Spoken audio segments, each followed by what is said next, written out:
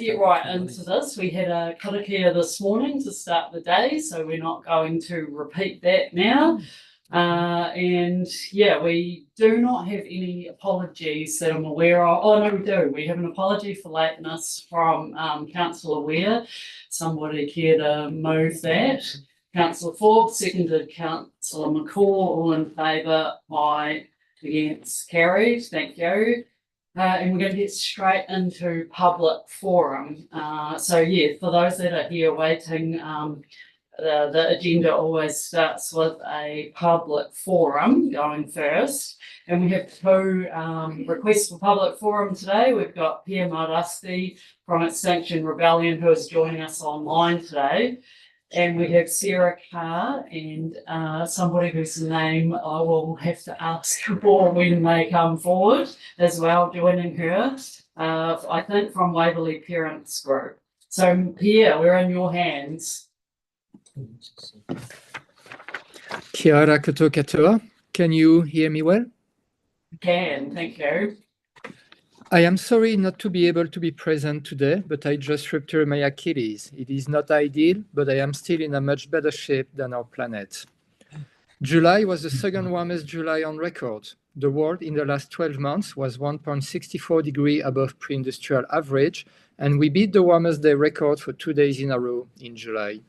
So far this year, globally, 15 national temperature records have been broken. The cause, we know it.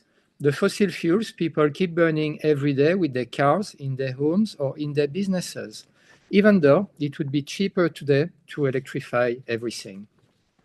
You would think that in the face of the consequences, most people would boycott fossil fuel.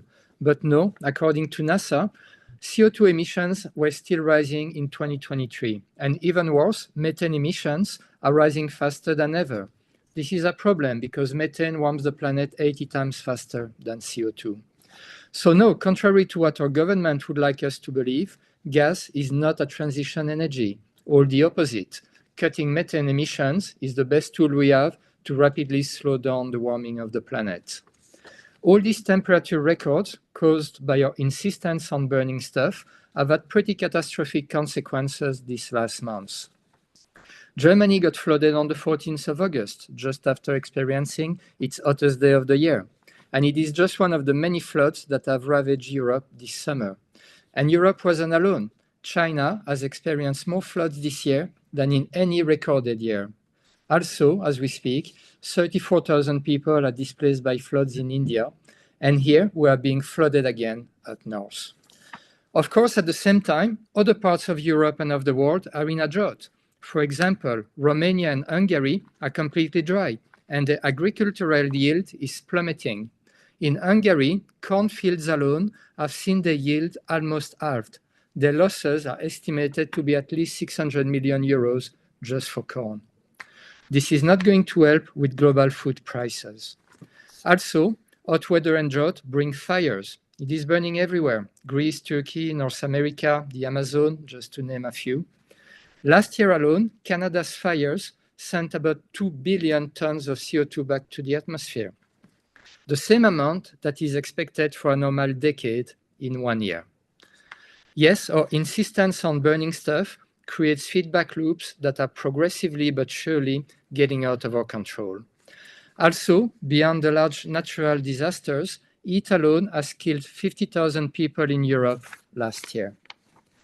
So you would expect that sane people would do something about it, right? Like boycotting fossil fuels, maybe? But no, instead of facing our responsibilities, we seem to just try to adapt to the conditions. For example, our Olympians have trained to be able to cope with extreme heat, but Paris is not supposed to have tropical weather. In many cities around the world, pavements are becoming dangerously hot and can literally cause 30 degrees burn. But what do they do about it? Nothing. They just stay indoors and crank up the air conditioning if they can. Well, unless the power goes off, then the emergency rooms get swamped. In Europe, tourists are still flying, but they're heading north because it is not too warm in the south. This is not going to end well. If we want to improve our odds, we need to start questioning things we do that we simply accept as normal when they are far from being innocuous. Last week, I went to the ORC air quality drop-in session in Wanaka and had a great conversation with the people present. The main point I tried to convey was that in its communication on air quality, the ORC treats log burners as a fact of life, presents them as a cheap option, and doesn't offer any better solution to our winter smog problem than to maybe just try to burn dry wood. But beyond the carbon emissions of burning wood, wood smoke is highly toxic. It lowers air quality far beyond World Health Organization limits, both inside and outside homes. If you know children with lung diseases or someone close to you who died from lung cancer, log burners have probably participated in their disease. It is shocking when we know that electric heating solutions are already cheaper than burning wood. The ORC should promote them. We need to be able to question these things we do but are harmful. Then we must accept to change these habits. Or we can just keep burning stuff and enjoy the apocalyptic show that we witness every day in the news. Thank you. Thank you. Pierre, any questions of clarification? There are none. Thank you very much once again, Pierre, for attending, and I hope that your Achilles heals soon. Thank you. Could we just make a plug now for the climate, the strategic climate action plan and getting people to respond to that? I hope you're putting that through your networks. Pierre? Sorry, can you repeat that, please? We as of Monday, we launched our strategic climate action plan for submissions and for consultation, and it would be great if you could use your wonderful network of people to give us some responses to that. I will definitively share that around. Thank you very much. Thank you. That's what we need. Okay, public forum speakers number 2, Waverley Parents Group, I understand. If you'd like to introduce yourselves, and 5 minutes, thank you. Kia ora koutou, my name is Sarah Carr and accompanying me is Jen Stevenson. We are here today as representatives of a large group of Waverley, Shell Hill and Sandymount parents. As a group of parents, we represent currently over 50 children from these 3 areas who all attend either Tahuna Intermediate and Kings or Queens High School. We are here today because we are very concerned with the removal of the subsidised Ministry of Education Sandymount Waverley bus. For as long as we can remember, for more than 30 years, there has been a bus which has transported children from Sandymount and Waverley to Tahuna and Kings and Queens each morning and in the reverse at the end of the day. GoBus is currently providing this service, with the Sandymount children receiving school transport assistance and those in Waverley paying $2 each way for the service. Due to the number of eligible children being too low, this route no longer meets the criteria set by the Ministry of Education, and it will cease to operate at the end of this term on Friday, the 27th of September. There are no direct public transport options available from Waverley to our closest intermediate and single-sex high schools. With the current buses, Kings and Queens children would be dropped off on Andersons Bay Road, which would then result in a 2.1 kilometre walk, which would take 32 minutes. And for our younger Tahuna children, they would then first have to navigate the public bus system that would then drop them off on Musselburgh Rise, and they'd need to walk a further 1 kilometre. With the bus being removed and not being replaced by something equivalent, our main concerns are the timing of this already full bus is an issue, as if the children get the 8:15 bus, they'll be late for Kings and Queens. School starts with these children at 8:35 and there is not enough time to walk the 30 minutes along the road to Kings and Queens. They would have to leave 30 minutes earlier, which would mean that some of the children would have to leave home shortly after 7:30 in the morning, which seems ridiculous to allow an hour for a commute of around 5 kilometres. If the children were to catch one of our current public buses part of the way to school and then walk the rest of the way, there is already an overcrowding issue on these buses. These 50 children would need to either catch the 7:45 or 8:15 buses departing Murano Street, getting off on Andersons Bay and then doing the 30-minute walk. We understand that this bus is already packed with standing room only, and there have currently been children left on the side of the road this term. We do not believe it has the capacity to carry an extra 50 children. Of course, safety and well-being is also a concern. Long walks to and from buses inevitably mean that there will be some days where children will arrive at school cold and wet, on top of the time spent standing in the elements waiting for buses. We are concerned about groups of children congregating at bus stops at the end of the day, as we are all aware of the tragic situation at the bus hub recently. Children may look to alternative ways of getting to and from school, and with that, we're concerned about an increase of children biking at times along busy roads without cycle lanes that would be unsafe, particularly in winter as young novice riders navigate busy roads. Sustainability is also a concern. With more parents driving children to school, it will result in more traffic on the road near busy schools and more carbon emissions in our environment. Therefore, with the above concerns, we are proposing that the Otago Regional Council helps us to solve this by one of these suggestions. The preferred choice would be that during school term time, an extra Otago Regional Council school bus is put on to run from Sandymount, Waverley, Shield Hill via Tahuna, Kings and Queen's High School and the reverse at the end of the day. Our second preferred option is that the Otago Regional Council put on an extra public bus at around 8 a.m. from Waverley that goes as close as possible to these schools, or possibly via them on a route elsewhere. And our third preferred option is for the Otago Regional Council to help subsidise the current bus to keep it running, as it's always full.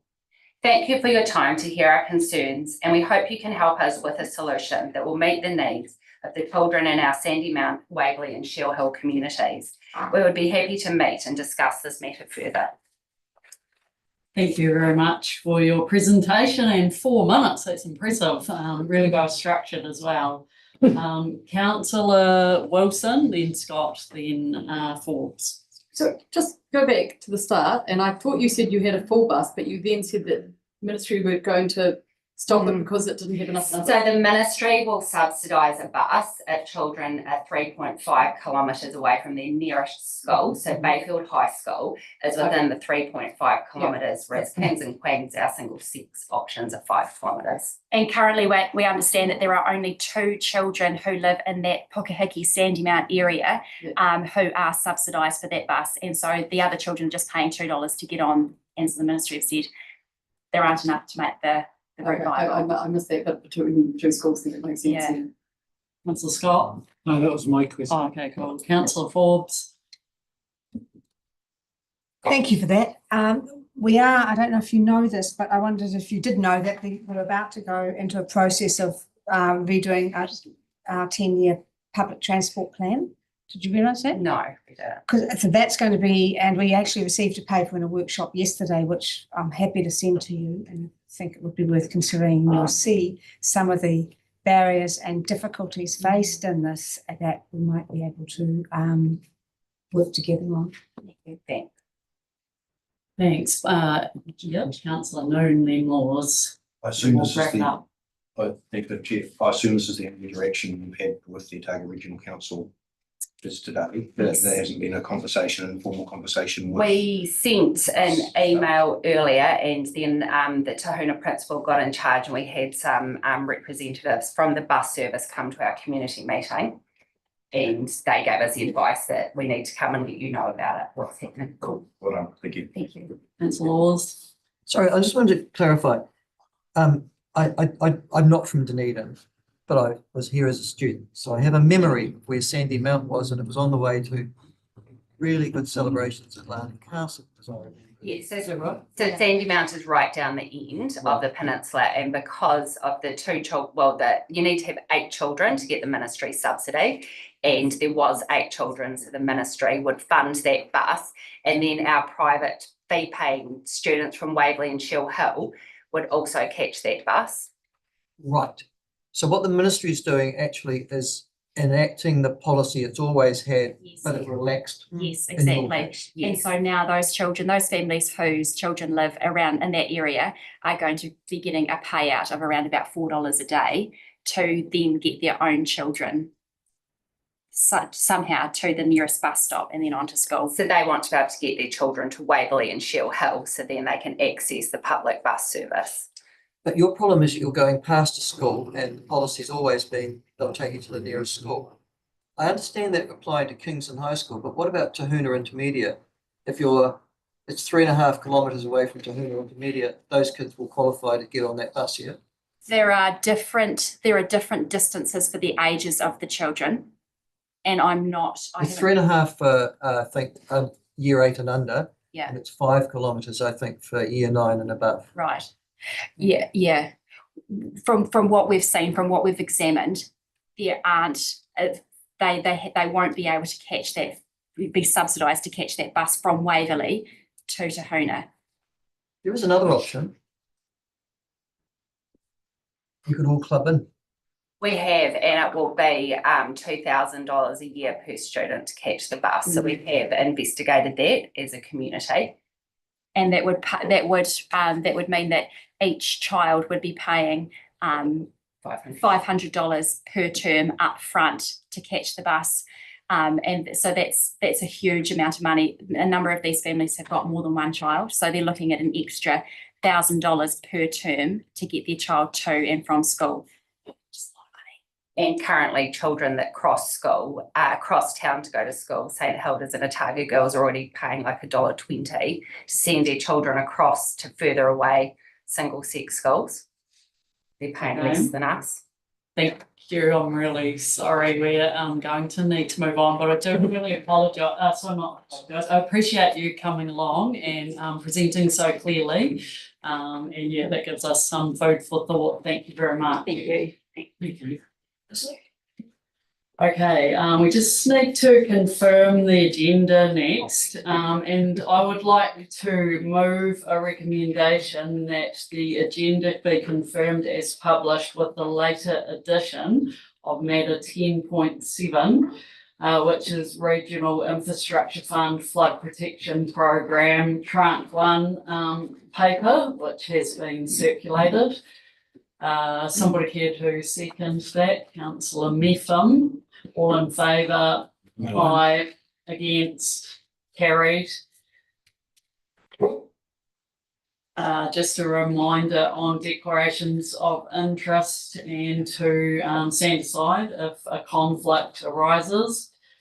Now we are into presentations, and we have 2 presentations today, which is really good. We're looking forward to that.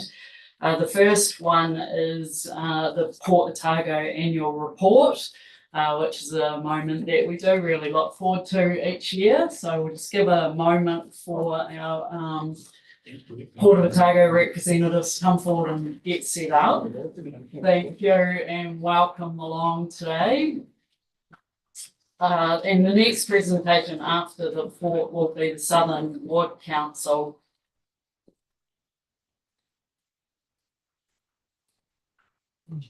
Ah, geez. Perfect. Looks like we're all set. Right, so yeah, we're in your hands.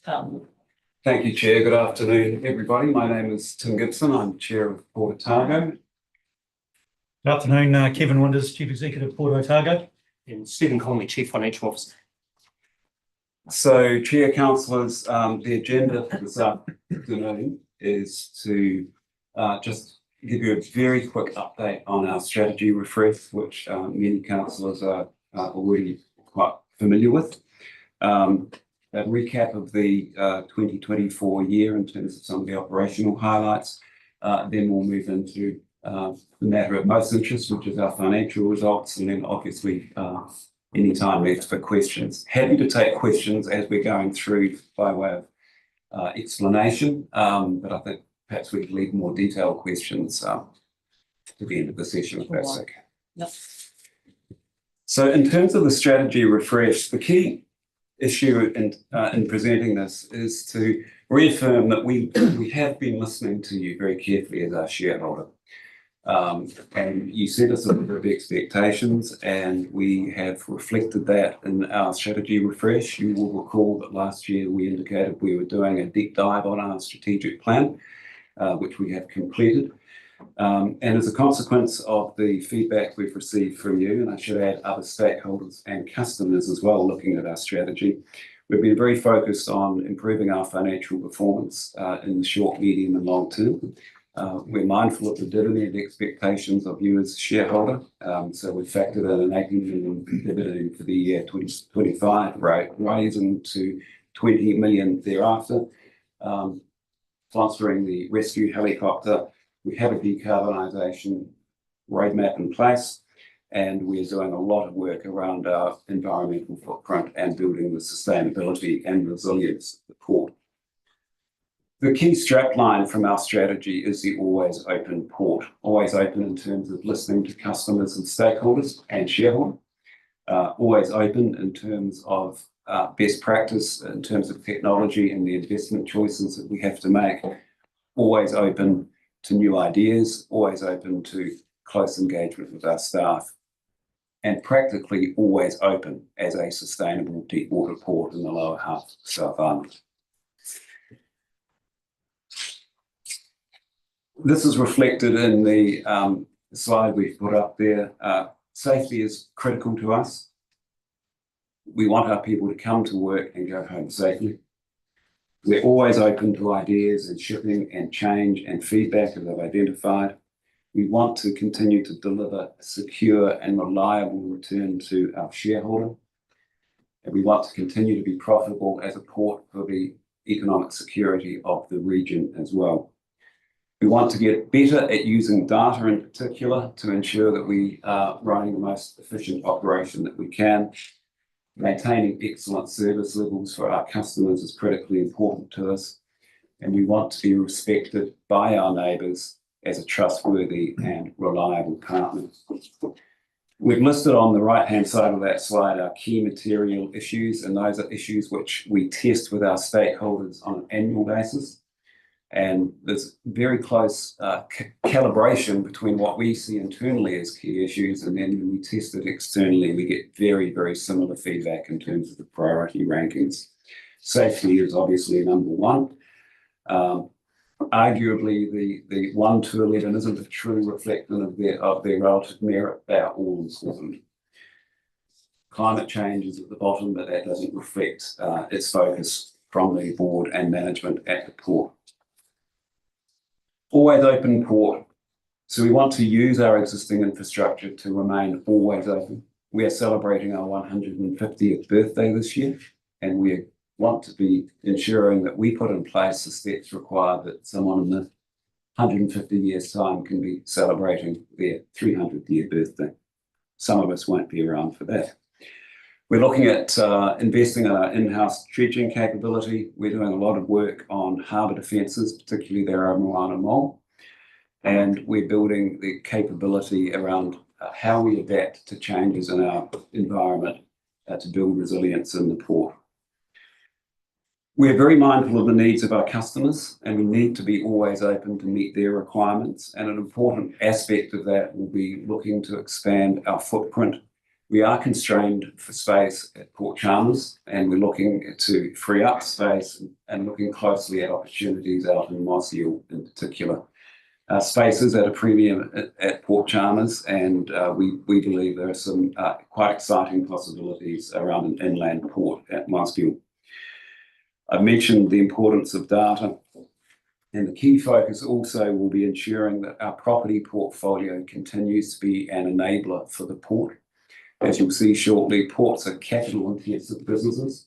That capital intensity puts pressure on the balance sheet, and having the property portfolio enables us to spread our risk to ensure that we can maintain consistent dividend payout, and also ensure that we have the capability to fund, particularly the port infrastructure, without recourse to shareholder capital.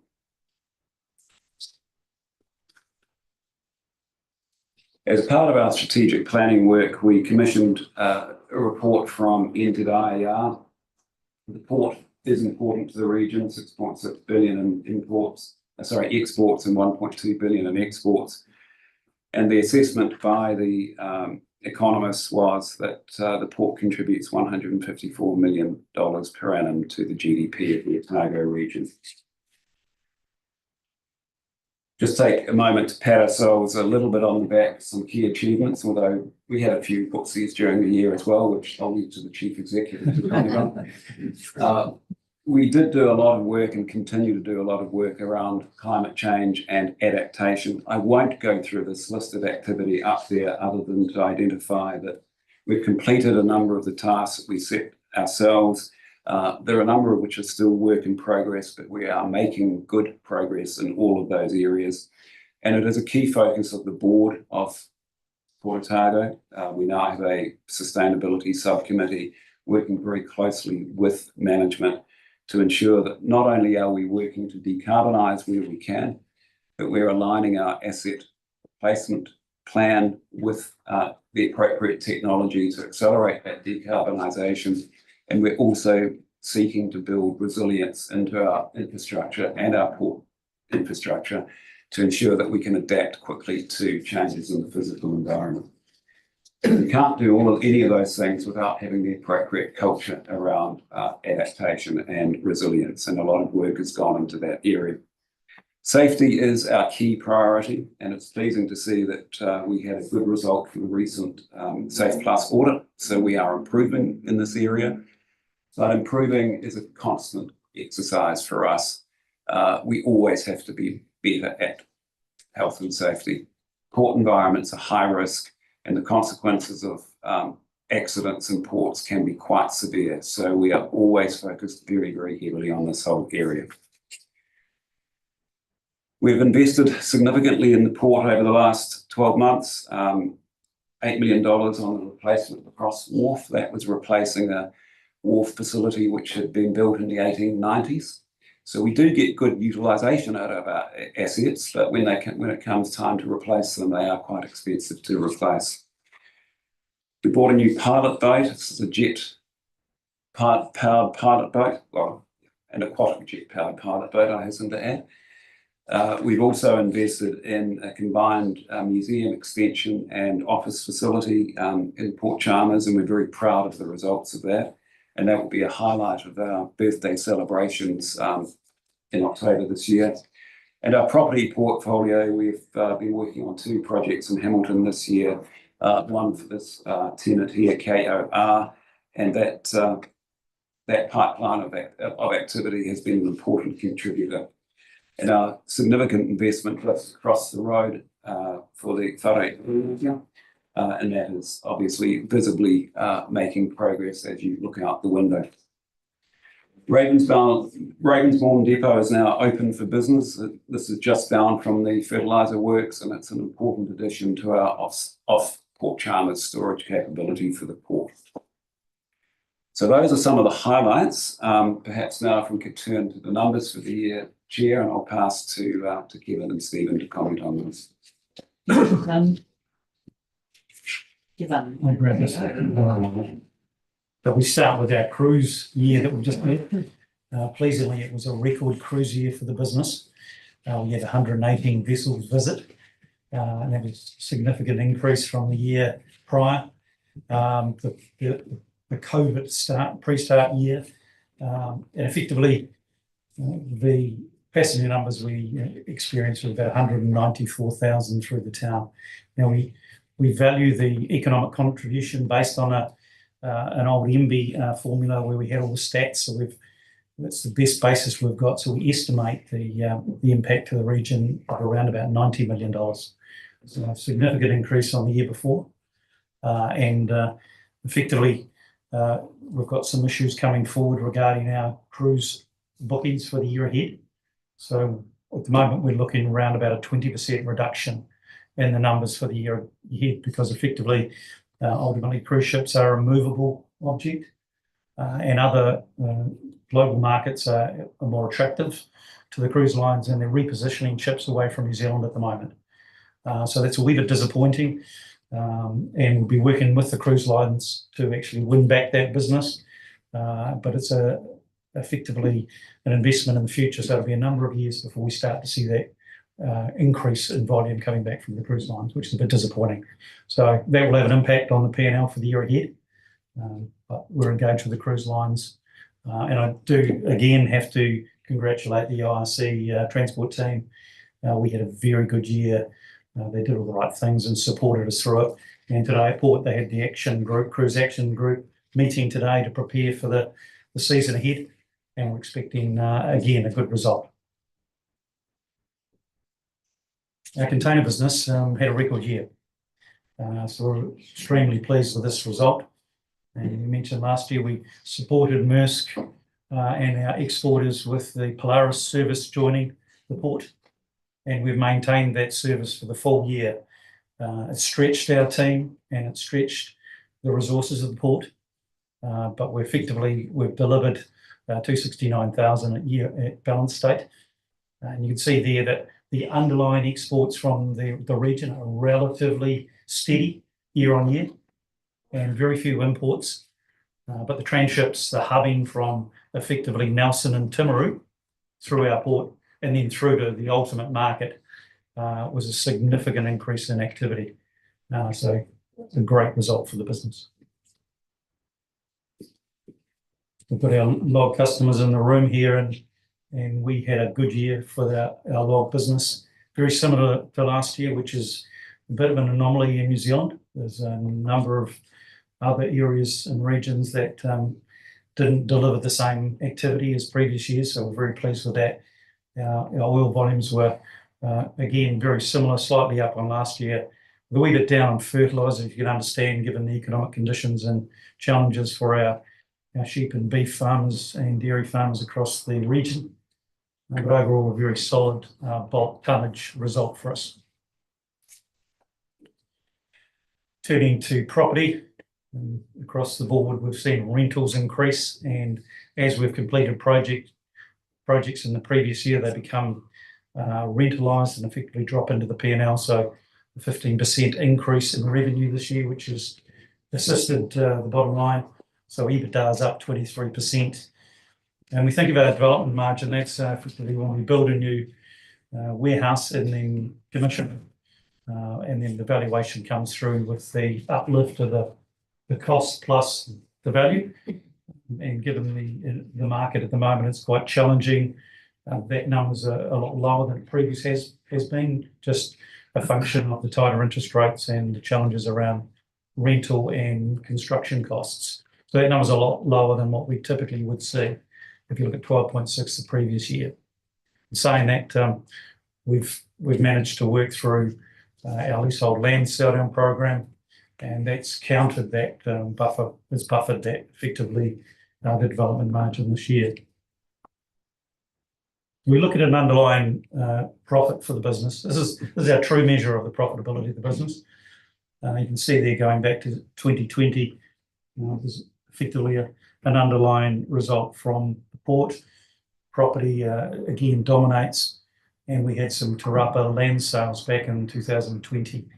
As we slowed down those sales and moved to design, build and lease, you can see the impact of COVID through 21 and 22 with our cruise business missing in the group. And then 23 started to build back up, and the Dunedin land sales starting to come through as a one-off to where we are today, and reporting a balanced result from the port and property, which is extremely encouraging, with a small development margin coming through that we talked about and the one-off gain in the purple. So a very good result. And when you get to the printed financial numbers, you can see there that the combined port business came at 23.3 million, up from 14.9 the previous year. Significant increase. Property was up 22%, which is encouraging. And if you've been following the media and seen the listed property entities, there's been some significant write-downs in their landholding portfolios across New Zealand. So our portfolio balance between Dunedin, Hamilton and Auckland came in at a small increase at 4.4 million, which is very encouraging, given some of the significant write-downs we're seeing across the board. You can see there the 3.6 is the land sales coming through to give us a 53.7 mil pre-tax. There's a one-off deferred tax adjustment, which is effectively a book item that we've had to book this year, like many corporates around New Zealand, 6.3, which is a one-off. So effectively the bottom line is 30.4, up from 23.3, a 30% increase on the bottom line. Perhaps if I could just add to that, in terms of operating profit, it's possibly our record year in terms of operating profit, net of property revaluations and other sundry items. So it has been a good year in terms of the port operations. Turning to our balance sheet, and you can see there in 2023, we started the year with $141 million worth of debt and finished the year with $140 million worth of debt. So debt was flat, which is fantastic, and that we've had a good result, paid the dividend, and we've reinvested in the business, and debt stayed the same. And as a result, our equity ratio has strengthened. So we're in good shape going into the ensuing year.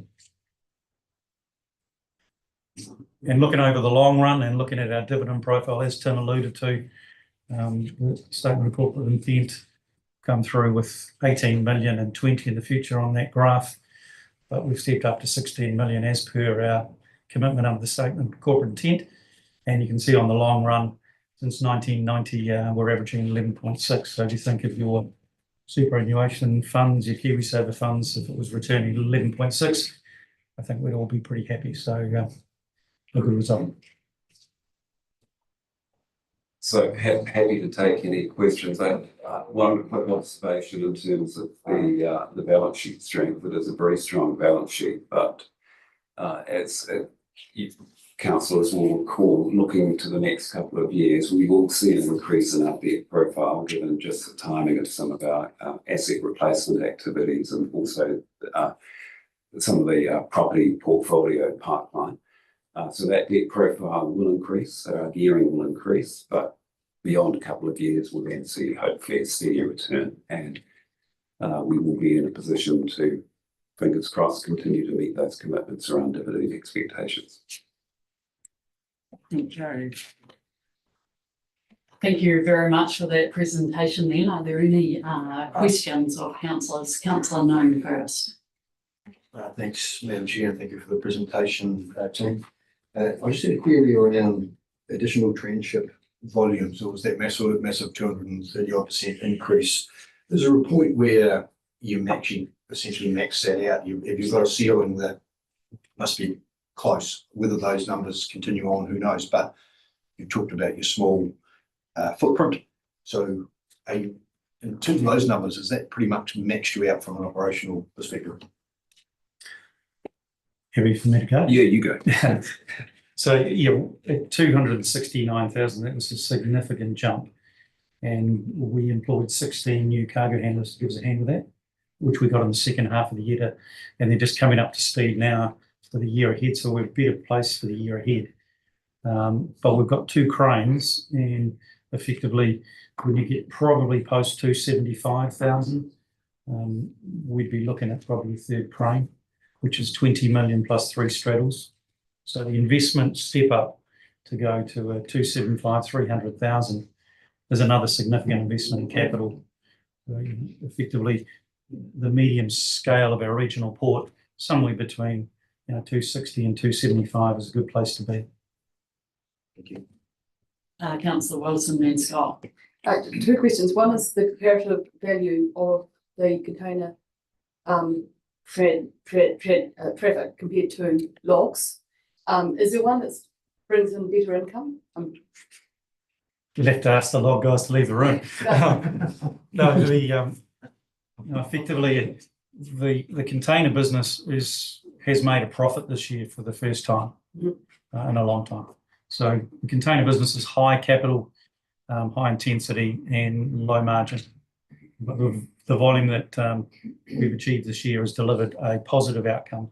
The bulk business has delivered a positive outcome most years, along with cruise and property. So it's nice to have 4 contributions from the 4 business units this year. Okay. I'm really interested in your decarbonisation. Well done. It's been a long game, I know, with you guys, and it's really good. Are you doing a case study on that and the savings that you'll get in? Because you'll be a different sort of company doing that stuff, but there must be considerable savings in there as well, I presume, in capturing those savings. Yeah, we track our carbon footprint, and we're just working on the intensity driver so we can capture it. At the moment, we've got a gross capture of tonnes, but But this year, clearly our activities lifted significantly, therefore our carbon footprint has gone up significantly. But we're looking at the efficiency per tonne or per container or per log. Yeah. So that work's underway and we'll be able to report to you about that in the future. Yeah, thank you. Councillor Scott. Cool.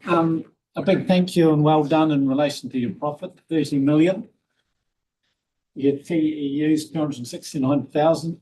Your 47 million invested into port and property assets, and your rental income at 30 million. So a big thank you. Well done. My question is the future. How far into the future do you plan? Do you forecast? Have you got any ideas what the future looks like for the port? Well, our asset management plan goes out 10 years at the moment. Our strategic planning horizon is effectively 5. We do look, we try and look around the curvature of the earth in that regard. The challenge with the port operations is we are very dependent on the activity of the exporters in the region, and its historical growth has been steady. Looking at it, we don't see significant growth beyond the incremental 2 to 3% natural growth that the region has delivered over the years. There are 1 or 2 potential brighter spots than that. That's why having a diversified business in terms of our property portfolio is important, because it just gives us a better risk profile in terms of the total investment that the ORC has in the port. We're seeing steady growth in our rental income, and that steady growth is going to be important to us. Okay, no, well, thank you. Well, maybe that's a challenge too, to potentially get beyond that incremental. Thank you. Thanks. There was Councillor Laws and Councillor Malcolm. You've got your hand up. Tim, great profit, 30 million. Great profit, 30 million. I'm conscious of the fact, though, that you're already forecasting probably a diminished profit next year because of the cruise ships decline. I suspect. We are calling upon you over the next 10 years to give us a dividend of $20 million a year. And I'm thinking to myself, if this is a good profit, 30 million, and you've got record levels, sometimes that's going to be difficult. How confident is the port that they'll be able to meet those dividend requests over the next 10 years? So when we developed our plan over the last 12 months, we set ourselves some targets in terms of return on the assets employed in the business. And one of the key factors will be efficiency in the port. So we're driving hard to use those assets better. And I mentioned the use of data earlier. We want to get even better at the way we get quite granular in the way we plan our port operations. The sweet spot for us, as Kevin mentioned before, is mid 200,000 TEUs. And at that level, we generate good profit. So the management team have been given a very clear task to ensure that we are operating at that level in the foreseeable future. We've had the advantage of tranships. There's no guarantee that tranships will continue. So we will have to look at other opportunities, including whether or not we can perhaps increase our import activity through our ports into the region. There's a lot of goods that come into Otago which don't come in through our port. So we are actively pursuing some opportunities there. The other area where we are anticipating steady growth, which will underpin our ability to commit to the $20 million dividend payouts, is in our property portfolio. And we're seeing a nice steady increase in rental income, which is an important contributor to that dividend. We're committed in our SCI to you, that $20 million from 2026 onwards. So you can rest assured that we'll be very focused on meeting that commitment. What's your debt level currently as a percentage of your asset?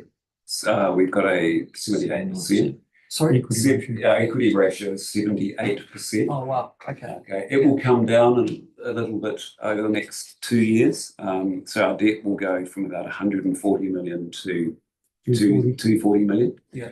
And that's partly some capital equipment at the port and some property activity we have underway. It will stay at that level for a couple of years, and then progressively you'll see it coming down a little bit. So we do have headroom in the balance sheet, but it's a capital intensive business, so we wouldn't want to push that debt burden much higher. Thank you. Thank you, Councillor Malcolm, then Forbes.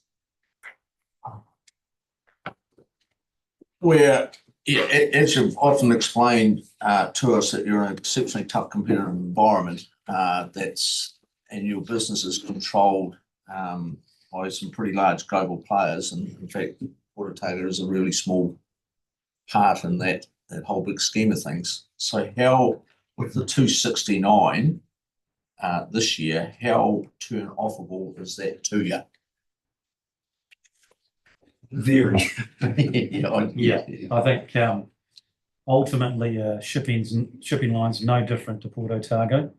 They're looking at their assets, they're looking at the efficiencies and how we can make the best return, and they're looking at markets. So transships effectively are double handling a container. They're picking it up from Nelson, they're apples from Nelson, they call Nelson, pick it up, bring it down to us and drop it off. And then we double handle that container onto another vessel, deep sea vessel.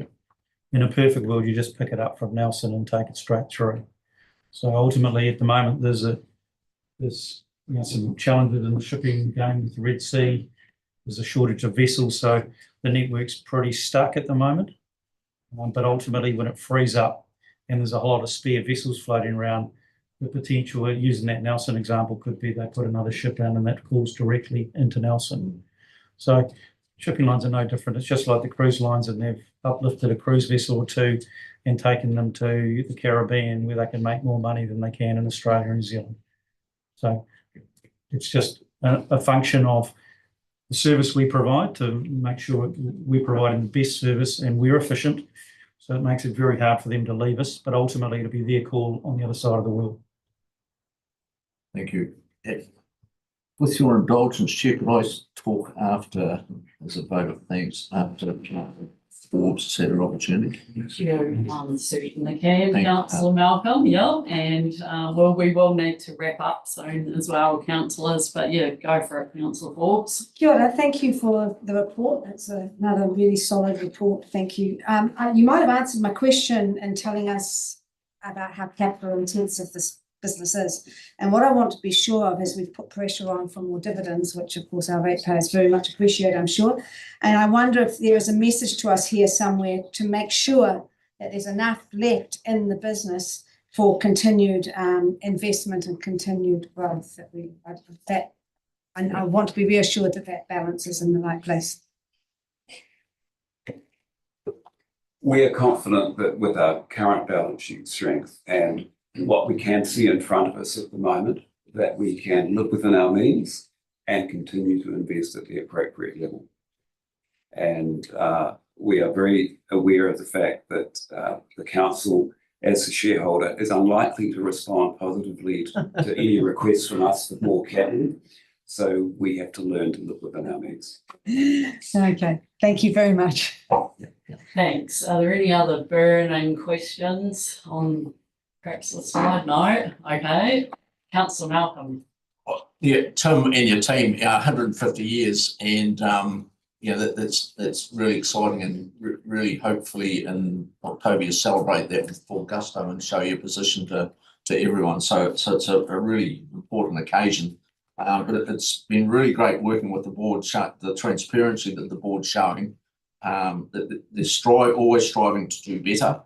You are in a very tough environment, but what I can see is that under you, you've got a team led by Kevin and his executive team, but you've got a whole port mantra going, and that we're going to provide a quality and efficient service, and that everything I read from you and seeing from you is that you're striving to do things better. So that's certainly holding you in very good stead within your market, and I'm sure not too many will want to turn off that 269, and I certainly don't. So look, thanks, and your ongoing, always open port, absolutely superb. So you're really looking to the future and making sure we've got something pretty powerful and pretty good. So, Chair, I just, and again indulging, and I don't like doing motions on the fly, but I just wonder if I could propose a motion that the Chair write to the Port Otago team, to the board and all the staff, thanking them for their efforts for delivering an outstanding year's result for not only the ORC as shareholder, but for the people of Otago. That sounds fantastic. We can't unfortunately have formal motions and presentations, but Yes, we'll go it anyway. appreciate it, yeah. Sounds great. At the appropriate time, thank you. Yeah, thank you. So yeah, just from me as well, that was absolutely fantastic. Thank you, Councillor Malcolm, and your role with Port Liaison Group as well. So just recognising that. Thank you. But yeah, I love the always open port strapline that you have implemented there. I love your strategic vision that you've got. That's really clear. That's coming through strongly as well. It's in the actions. We can see it there. I like that you have set us up with a really clear long-term presence, and it's there, right there, and always open, isn't it? And that's what we need as Otago Regional Council and ratepayers. We need a really long-term vision. And that to achieve that, you've focused on people really strongly, your own team, and you've got there that you want to be the best that you possibly can, and that is being the best. Fantastic. Neighbours as well, to fit in the environment as well that you're working in, and you've had a really, really big focus there.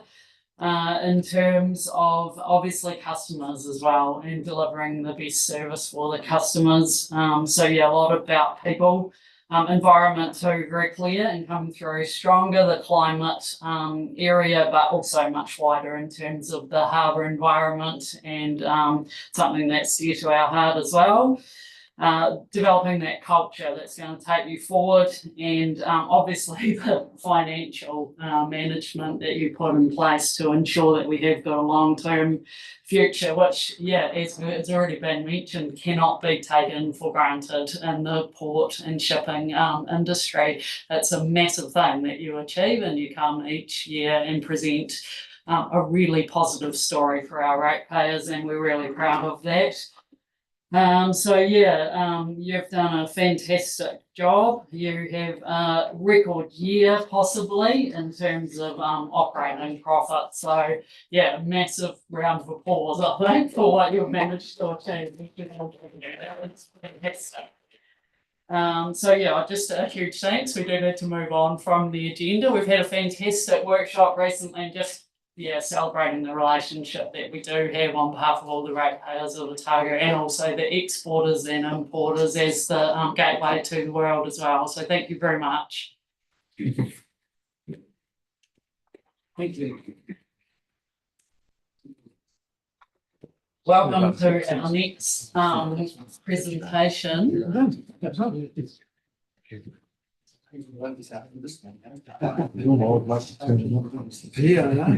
And yeah, thank you for waiting with us, Southern Wood Council representatives. And I know you've got some time constraints as well, so thanks for bearing with us through the rest of our agenda. Thank you.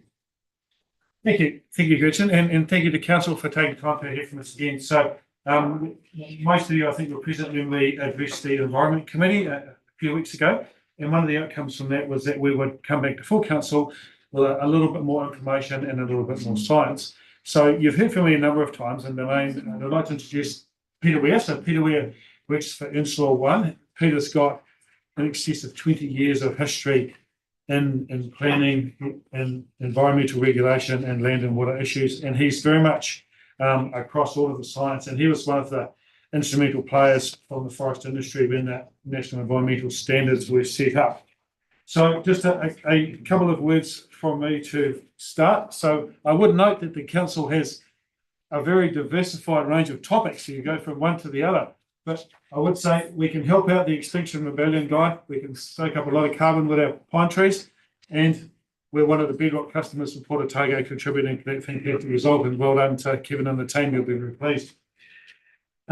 So on to forestry. So we're talking about the land and water plan again, and what we just want to reiterate is that we're very much on board with your next slide, please. Peter's driving it.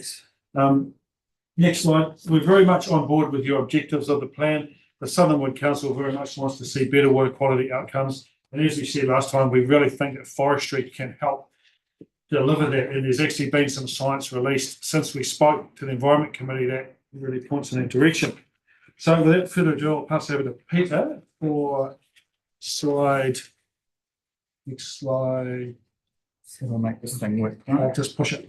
Right hand button. Right hand button. Yep. Okay. Good afternoon, folks. Yeah, Peter Weir's my name. I was sort of part of the architecture of the National Policies Act on Freshwater Management, for better or for worse, up into 2017. And then I was appointed by the then Minister of the Environment, David Parker, to the Freshwater Leaders Group. So Grant and I have both past presidents of New Zealand forest owners. We've had to take a leadership role. And I'm passionate about ensuring forestry delivers better freshwater outcomes. I was part of the team that developed the 106 regulations that currently apply to plantation forestry in New Zealand. I'm very happy to take questions and give a background and insights into that. I'm constraining myself to 10 minutes, so we've got a bit of time for a Q&A afterwards, so we might not make all the way through this thing. But as Grant says, we're fully supportive of forestry needs to contribute to better freshwater outcomes. And I actually think it's already gives you a great head start. Let's roll, Rebecca. So how does plantation forestry fit in here? Well, the reality is plantation forests, for the bulk of their cycle, deliver exactly the same outcomes as native forests. Yes, there is but for a couple of years, once in 30 for radiata or once in 45 for Douglas fir, there is an effect. The effect is largely on water temperature because we remove the shade from streams when trees are planted right to the edge. That results in the invertebrates, the macrophytes populations changing, but they reset back fairly quickly. And that is the key effect in Otago. This thing addressed that issue because this now requires trees to be planted 10 metres back from larger streams and 5 metres back from smaller streams. That was a big change all across New Zealand. In fact, this regulation failed its cost-benefit analysis twice because the opportunity cost of setting back that 10 metres was greater than the monetarised effect of the incremental benefit, the environmental benefit of it. Cabinet twice rejected this thing based on 10-metre riparian setbacks. It was only us as forest owners went to Cabinet and said, actually, we like the idea of national consistent regulation all across New Zealand. We are willing to take that cost to contribute to the greater good because there is a lot of benefit in consistent national regulation.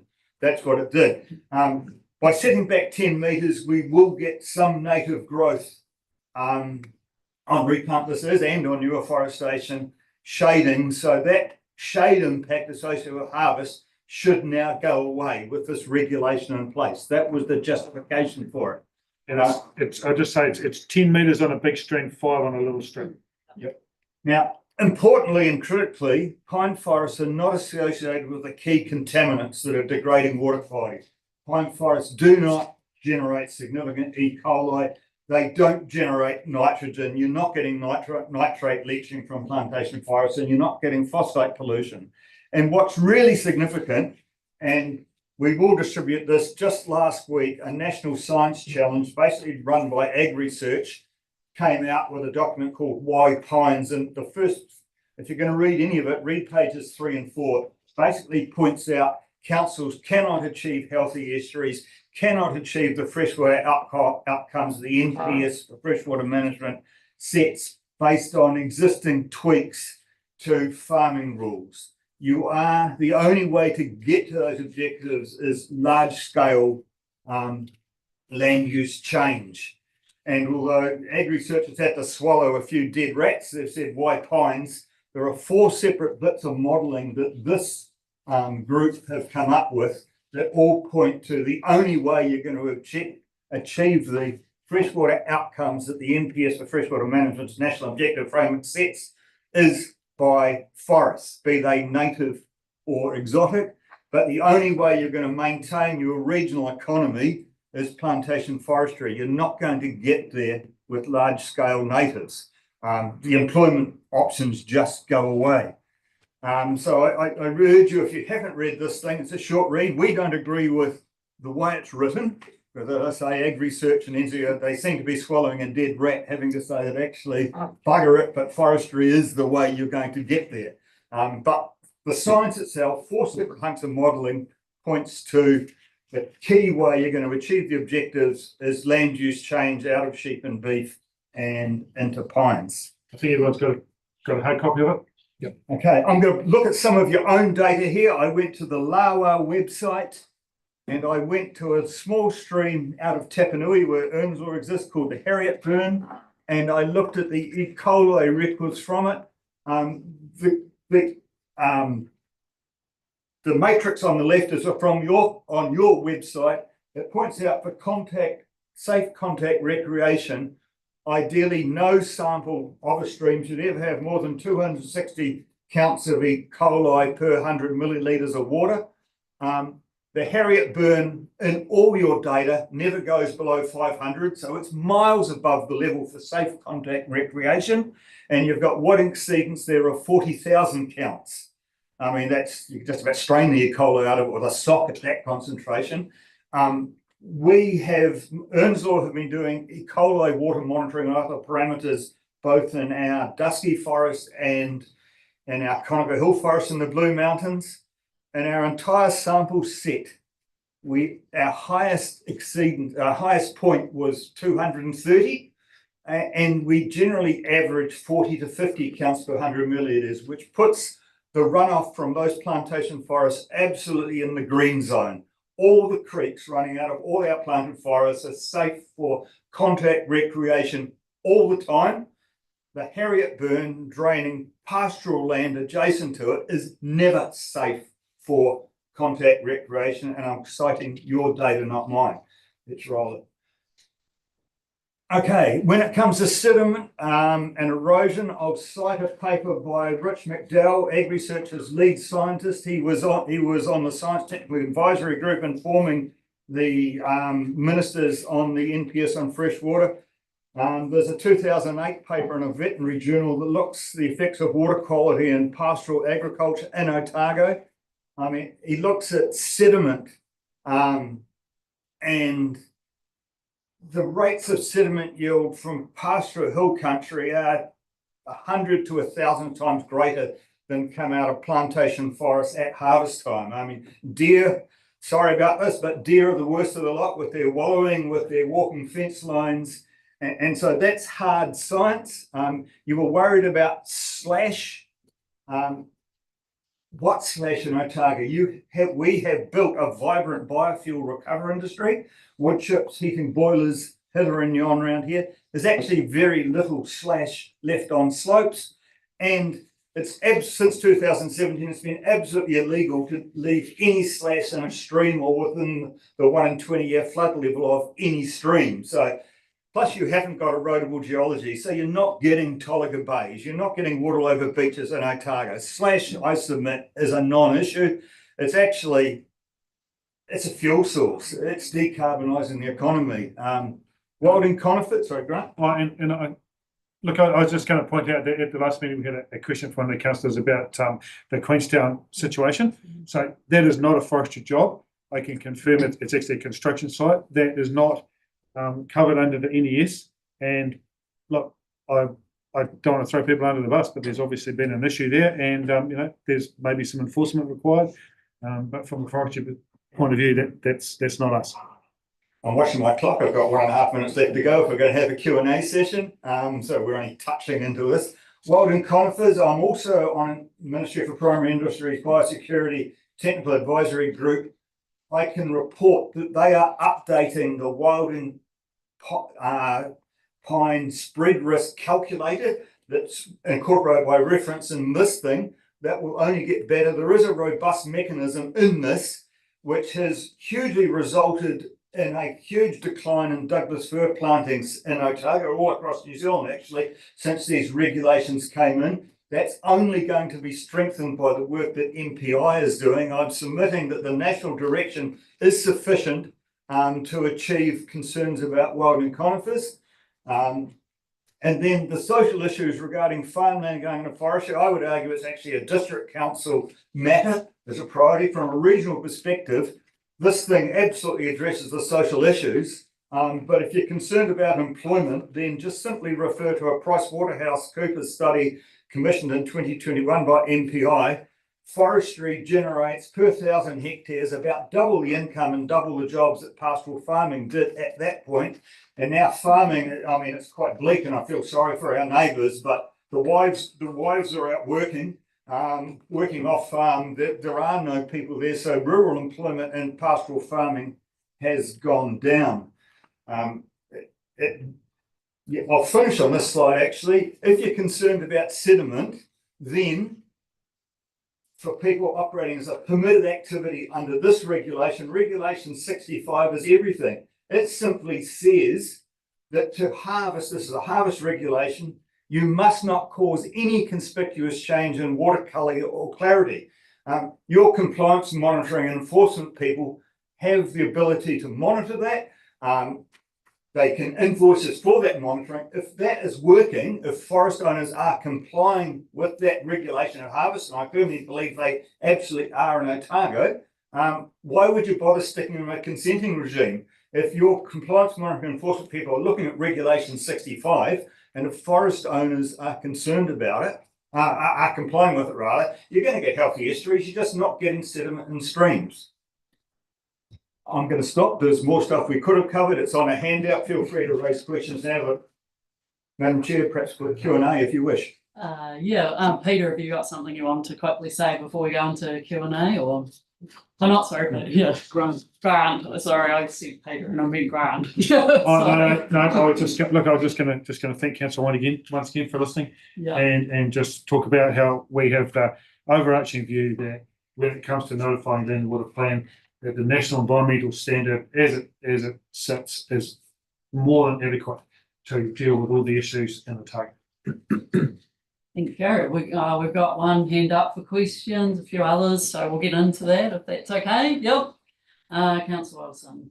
So I'm feeling really bad because I only just read the NES and close understanding setbacks, which are really important that we've got consistency.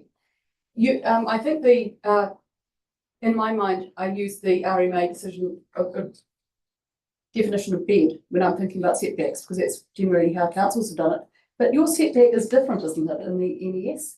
It's based on Environment Bay of Plenty rule, because the whole NES is a plan provision rule. What this effectively did was took the most stringent rule for each of the 9 activities it regulates and picked whichever regional council had the most stringent one. So setbacks are measured from the top of the bank.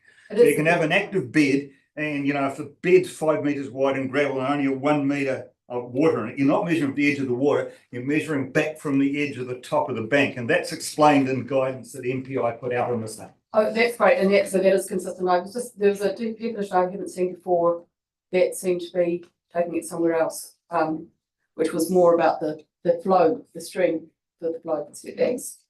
So that's fine. You're probably thinking of the slash regulation, which says you can't deposit slash on the banks of a river that will be covered by up to a 1 in 20 year flood. Now, in small streams, it's really hard to estimate that. We just tell our loggers, imagine how big a really big flood might be in this small stream. Don't put any slash within that. Keep it way down. So your bank full channel width is the same as a bed in an RMA? Effectively, top of bank is bank full channel width. Yes, it is. Yep, rightio. We got Councillor Moon, and there was some over here. Yep. Thanks, Madam Chair. Thanks for the presentation. My question's around deforestation liability. At the moment, you've explained the setback for a less than 3 metre wide stream, 5 metres, above 3 metres, 10 metre setback. If the ORC had a rule that was greater than the 10 metre setback, are you able to share with us the deforestation liability that would exist? Because I think we've had mixed messages, not necessarily from the sector, but mixed messages about that. So we've now moved to the Climate Change Response Act from the RMA because that's where those penalties are imposed. There are numbers and spreadsheets that we could make available, the cost benefit analysis that sat behind that, because that was one of the matters that NZEIR considered in that. Grant can talk specifically to that. Yeah, look, just to give you a very straight answer, the NES, sorry, just give you a straight answer. The NES has got a 5 metre setback either side for small streams and 10 metres for big. If we stick to that for existing forests on the harvest and replant cycle, that's the rule now, so that the cost benefit is nil for that, there's no cost.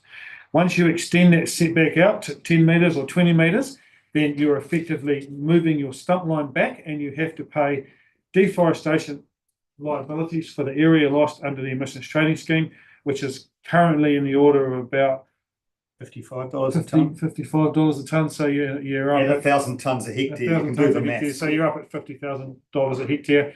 We have written some letters to you in the past that comes to literally hundreds of millions of dollars across the sector, and it's an exponential thing. The bigger the setback, the greater the issue.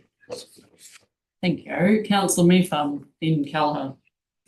Just in regards, I take Southernwood Council as representing commercial forestry activities. Yes. In terms of carbon forestry, though, does that fit under your jurisdiction, and what are your views on that? Well, it's absolutely captured. The change to this regulation that occurred last November was to bring plant and leaf carbon forestry in it, because previously they weren't covered by the previous NES.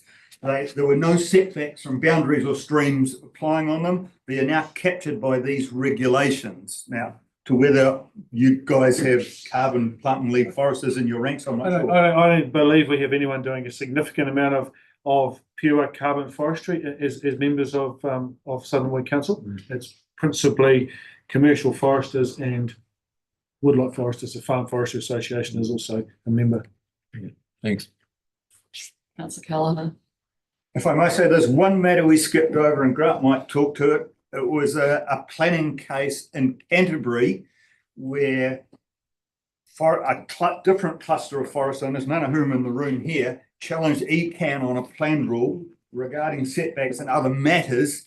ECAN had failed to demonstrate that the provisions in this thing weren't adequate and weren't sufficient to deliver on their objectives. But Grant's more across it than me. Yeah, so look, this is something we discussed briefly last time, and I think we distributed some information. We've since had a summary made up by SLR Consulting, which either has or will be distributed. It's been distributed. It has been distributed, so you should have that in front of you. But look, what it really says is that there's an onus on council to consider the circumstances of the individual region if you're going to apply stringency. So the council does have the right to apply stringency for a significant water body or for a significant natural area or for very high erosion susceptibility class land, of which there is none in Otago, as we established last time. So if you're talking about setbacks greater than that 5 or 10 metres that we talked about, or you're talking about a consenting regime for harvesting, then that is additional stringency that is applied. And the court case really showed that there's quite a high bar for doing that, both in terms of being regionally specific, considering the actual benefits, cost benefits for each region, and working through that section, is it 32 or 34 of the RMA, to come up with that cost benefit. And I understand there's some work going on. We spoke with some of the staff at a constructive meeting earlier today, which was good. But look, we just wanted to really highlight that decision. And look, what we don't want to do is, I'll be honest, we just want to try and get this right before it's notified, because nobody wants to. Of course, all plans are appealed, but we don't want to be spending months and months and hundreds of thousands of everybody's money in front of the Environment Court because we've got this wrong. We fully support better water quality. We think we're a solution to many of your issues. It's fully reinforced by this. But if we can get this right and work with you on cost benefits, and as you say, we're as I've said many times, we're firmly of the belief that the NES, as Peter has, is sufficient, but we want to work with you to try and keep this thing out of a costly process, ultimately, because this becomes waste at the end of the day. Thanks. And we must be just spending our time over Richard. I've got my timer going too. We want it to be so timely today. And I think we had I 8 think minutes we're last right time. just about on time, but I did say that I would go to Gary. Did I vote? Yeah, I said I'd go to you. Cool, thank you. You almost touched on it before. National regs, and they have been put together, you've said, taking the worst of all regions. So if you have the bar at the highest level across the country, then it's an average across the country. There will be regions that will be closer to the bar and regions that are quite a long way from the bar. So where does Otago sit with that? Is Otago sitting close to the bar when it comes to risk, or is it actually sitting that the regs are overkill for Otago because it's a national reg? Are they overkill? We've as leaders, we've sold them. They're the new bar. Otago is the least erosion prone region in New Zealand. So which is why we've got a map that's in the presentation in the handout. I'm not going to say they're overkill, but they're absolutely adequate. They're robust, defensible. A proposition I'm putting to you is they are absolutely sufficient to deliver the freshwater outcomes required in the National Objectives Framework of the NPS and freshwater in Otago. And I further submit you don't need to take it any further than it if you're driving to achieve the NOF. You've got a major problem with clay tile pipes, mold powered paddocks. You've got hideous E. coli levels. You've got nitrate problems on the irrigated thin gravels. I mean, forestry is already delivering in the A band, in the green, what we want. So what you're saying is that you will be able to show to the courts very clearly that forestry is meeting the bar, not worsening the environment, and put up a very sound case against the position currently being taken by this council. Well, I'd rather not go to court to have to argue that. But yes, I'm fully... There was a mountain of technical advice went into this thing. NIWA, Landcare Research, guys like Dr. John Quinn, who's passed away now, he was the drivers. It was actually John that drove the riparian distances for ecological and water quality reasons. I mean, this was not a glib thing. This was 9 years in the making. There was a huge, took far too much time in Wellington working on it, but I got a pretty good baptism in it. And look, I just reinforce, Gary, that the forest industry is absolutely committed to this. This is our rule book. It's our Bible. That's what we do. And I think I've said to you before, there's always going to be a bell curve of compliance. But in a very long rotation forestry, this thing's only 6 years old. But we're adopting it, and it's working for us, we believe. Right. Thank you. Thank you. Thank you. Oh, sorry. I'll just allude to the package of info that we've given you. So in there is some harvest plans for like a notification harvest plan. That's just to illustrate how it reflects back to the NES.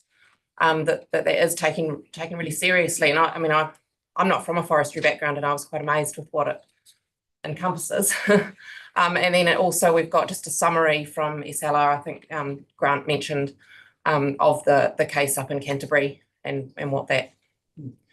Yeah, and I'm sure of that. Thank you, Rebecca, for chipping in with that, because I think one of the comments or questions we had last time was about the fact that there's a opportunity for farmers to have farm plans, and what we wanted to say is that under this NES we have to notify harvesting and planting, and we are already giving you very comprehensive plans that are compliant with the NES. And I think you'll find will stack up very, very well in terms of your objectives. And we've provided a example there, which Juanita have generously provided. I know City Forest does them as well. Print's a bit fine, but put your glasses on and get into it. There's a lot of information there. Thank you. Thank you very much for coming along, and yeah, giving us a full presentation. We know. Apologies for dumping so much in such a short time. Thank you very much. I don't think we're being quite as pesty as Extinction Rebellion, but we're still. Oh, no. We're becoming regular attendees. Thank you very much. But yeah, just recognising where we are in the process, and it is a formal process too, so yeah, thank you. Thanks, guys. Thank you.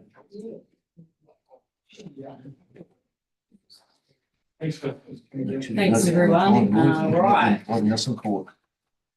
We are back on the agenda needing to confirm the minutes. So they are on from the 24th of July, and we just need to confirm them as true and accurate. Somebody want to do that? Councillor Weir's happy to. Okay, looking at the last presentation on that, but I can second that. Yeah, I can do that. Okay, we've got Councillor Weir and then seconded by me. All in favour? Aye. Against? Carried. Thanks. Right, next thing is the actions, which have been updated based on yeah, some of them have been ticked off, but not all are updated. There are two that are on this meeting regarding the Waitaki, and other than that, they're still upcoming. So I don't think there's anything we need to focus on in the actions today. Is there anything anyone else wants to talk about there? Nope. All right. We're on to the Chief Executive report, and I'll hand over to you, Richard. Thanks, Chris. And so the first report of the year, just a couple of things to note. The previous reports, just a bit of a change from the previous report, and obviously the long-term planning program is no longer there, with a shift of focus to the annual plan. So that is a bit of a change. The land and water plan remains as a regularly reported item. There was some conversation last time around the efficiency review actions and keeping a line of sight for councils on those. So we'll report on those quarterly. So the next one will be October. So we'll report to progress on those actions to the end of October. And then with the financials, the levels of service. So the financials for month one are just based off a phasing equally over 12 months. The managers and Nick's business partners are just currently going through to get our accurate spending profiles for the year. So I guess my message is we are already monitoring off our financial performance, but I wouldn't read too much after 1 month into the deficits or surpluses, because we haven't put in the detailed phasing that the staff are working through at the moment. And then the level of service is similar. We are confirming that work program, and we haven't completed those at the end of the first month, but they've been included just as to remind councillors what the levels of service were that were signed off as part of the long-term plan. And from next month, we'll be keeping an eye on those and reporting on how we're tracking against delivery. So happy to take questions on the report or the attachments. Oh, thanks, Councillor Laws. Microphone. For the purpose of a later conversation about the have, but just because you've mentioned it, so I'd like to get an understanding, please, if I may. Under section 5, you say staff's current focus is on preparing the section 32 report for presentation to council. Can I ask two questions of you, please? Could you give me a brief summary of the content of that report? So what a section 32 report has enclosed in it, just briefly. And then what the timing of that report's completion will be. So I can answer the timing. I won't answer the content. I'll get Anita to give the summary, other than obviously say it'll be accurate.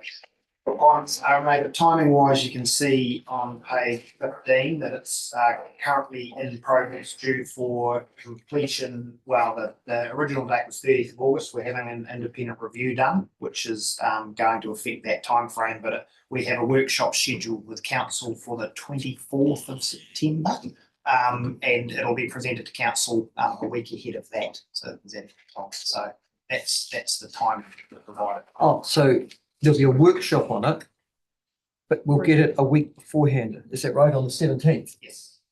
But we won't make any decisions from the workshop. So that's to help, that's to walk council through the 32 and the content of the 32. And there'll be some legal advice provided as part of that, because there's a number of questions that have been asked on process. And then it will form part of the pack that sits within the meeting, should go ahead, the currently scheduled meeting for a decision on notification.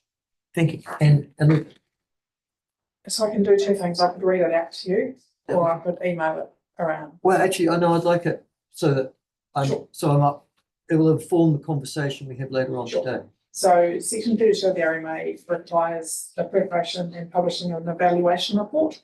And it says an evaluation report required under this Act must examine the extent to which the objectives of the proposal being evaluated are the most appropriate way to achieve the purpose of this Act, and examine whether the provisions in the proposal are the most appropriate way to achieve the objectives by identifying other reasonably practical options for achieving the objectives, and assessing the efficiency and effectiveness of the provisions in achieving the objectives, and summarising the reasons for deciding on the provisions, and quite long, sorry, contain a level of detail that corresponds to the scale and significance of the environmental, social, economic and cultural effects that are anticipated from the implementation of the proposal. And then assessment under subsection 1B2 must identify and assess the benefits and costs of the environmental, economic, social and cultural effects that are anticipated from the implementation of the provisions, including the opportunities for economic growth that are anticipated to be provided or reduced, and employment that are anticipated to be provided or reduced, and if practicable, quantify the benefits and costs referred to in paragraph A, and assess the risk of acting or not acting if there is uncertain or insufficient information about the subject matter of the provisions. It's quite, do you want me to keep going? No, you can email it, but I think you've given me I'll email the rest. yeah, but you've given me a very good outline. And so normally a section like the section 32 report for this and the amount of detail that's required, how many pages are you talking about? I think the RPS one was about 500 and this one would be bigger. Okay. And so we're going to get that a week beforehand. Read some of it anyhow, and then have a discussion at the workshop. That's right. Thank you so much. Okay, Councillor Wilson, I think you're next. Thank you. Sorry, Chair, can I ask a subsequent question to that first? Sure. My mic's gone, but weird, So sorry. it needs to turn to mic Oh, off. yeah. Oh, I see. Your mic's on. Sorry. Yeah, go for it. So looking at that, and we've got a decision council meeting on the 23rd of October. So between the workshops, so there's two workshops set down, which is the 24th of September and the 2nd of October, to go through the land and water regional plan draft and the section 32. So that's two workshops, one, whether you do one or full on both of them. So if in that week we are able to calculate changes that we may think we may need and have them clarified on the 24th, if we believe there are significant changes to be made or questions from the section 32, is that time frame, I'm not trying to delay, I'm just simply saying, is that time frame from the 2nd of October with a clarification like suitable to then have a council meeting on the 23rd? It's hard to say because it'll depend on the scale of quantum that the table directs. So we've built a month into that process, but we'll have to assess based on the feedback we receive at that. So that's If they were over mine. Yep. Right, sorry, Councillor Wilson, you next. Thank you. If I look at this, the one thing that isn't in, or there's two things that I just want to understand about section 32. Beside the second draft, which we all thought was complete and we had some confidence in, and we'd been told was an iterative process to be developed, and that was then complete. There is nothing about an iterative process anymore. So can I just understand how well developed that is? So it's still currently being drafted by staff.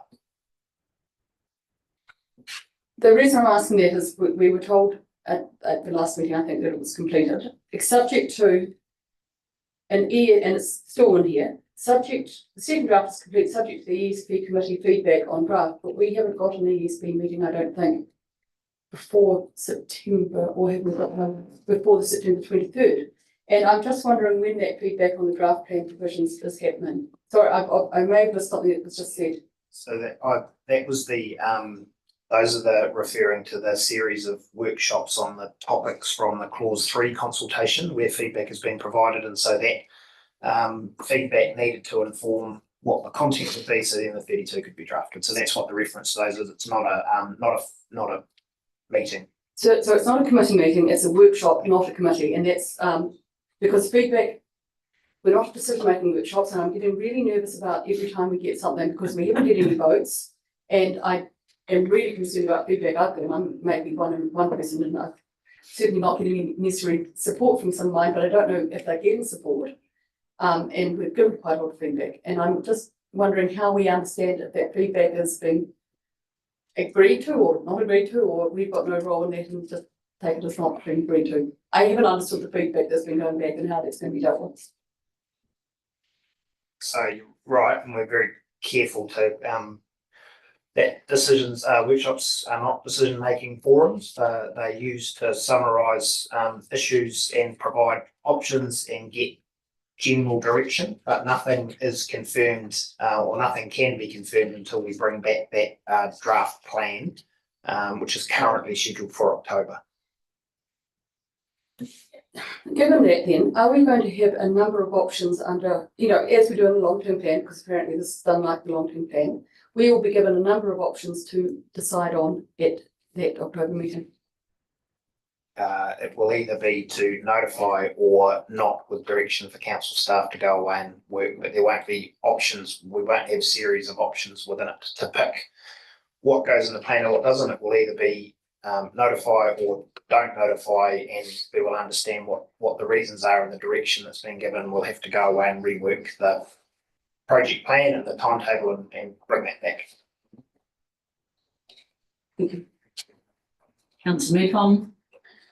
Just on the same sort of theme, the independent review of section 32, what sort of timing are we looking at there? If it's going to be a 500-page document, when can we expect that to be completed? As part of the workshop coming up on September 23.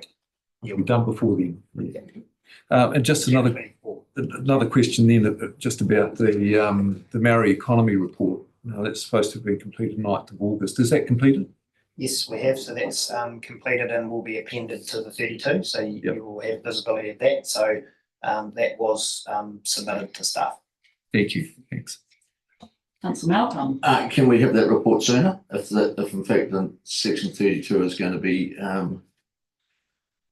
some many pages, and if that report is now available, could we not have that available on Diligent to read? I'll remember that. If there's a legality around it, I understand. Logical question, yep. Right, Councillor Lawson. Sorry, just very quickly, you just mentioned the independent report or evaluation. Who does that, Richard? So we've engaged an experienced commissioner. This is a technical planning review rather than a legal review. There's legal reviews happening as well. So I've flagged there will be two independent pieces of legal advice coming. And then we have also engaged Rob, and I don't want to get the surname wrong. Oh, Voyhausen. To undertake a review of that document and with a view to being able to answer questions from the table around whether or not the content is what they would expect to see were they to receive that report as part of a plan making process. Will he be at the workshop as well? Yes. Yep, that's awesome. At the last presentation, I think, from the forestry group, we've heard again today, they offered, and they were slightly concerned that the costs couldn't be worked out without working with them to get those costs. and benefits. And I'm just wondering if that is something that we've got in relationships with those industry bodies who facilitate getting more of that, or are we doing a light touch and guessing in some of those things, or was forestry people wrong? So we're building good relationships with all of those groups, and we were actually with the forestry group this morning. Well, I wasn't, because I was here, but other staff were. So we will, we have a raft of evidence ourselves, and where we think that there is evidence required, then we can reach out and to those groups to support, and they've all offered that. Multiple groups have. So I don't know exactly who we've asked for what, but we will do what we need to do to ensure the Section 32 meets the tests that Anita started reading out. Thank you. Yeah, there's that Schedule 3 process and the discussions that went on in terms of informing it still coming in. Thank you. Councillor Callaghan. Thank you. Well, just on that then, because the tests were quite vague in what was read out, and they do qualify with if practicable. So how far does that go? There's been some quite detailed numbers provided from community. So yeah, I understand the question, yeah, because it's the RMA. So yes. That is the tests that we're having. So there is a significant legal input into this document. I can't answer that. Staff won't be able to either, given it's currently being adopted. But that legal test is to look at all of those things against those requirements and ensure that we are satisfied that we've included what we're obligated to include in that report or not. So that's tested all the way through. And we know the high or the microscope that will be placed over this and the numerous discussions around this table. So that's the process that's underway. Thank you. With the minister's letters, can I ask a question on costs with that now, or would you rather wait until? Probably better to wait, I think. Yeah, you can repeat it again. That's okay. Right. All right. Okay. Yeah, it's all good. Thank you. Rightio, no other questions of the CE report by the looks. We just need to note it, I think, there. Yep, noting the report. Sorry, just one quick question. Sorry. And it was in regards, and Nick probably can answer this. We've made a $950,000 surplus for the month, and I know you mentioned that but it's $826,000 favourable variance to budget. Is there any particular reason for that huge difference? I'm going to say phasing, but I'll let Nick.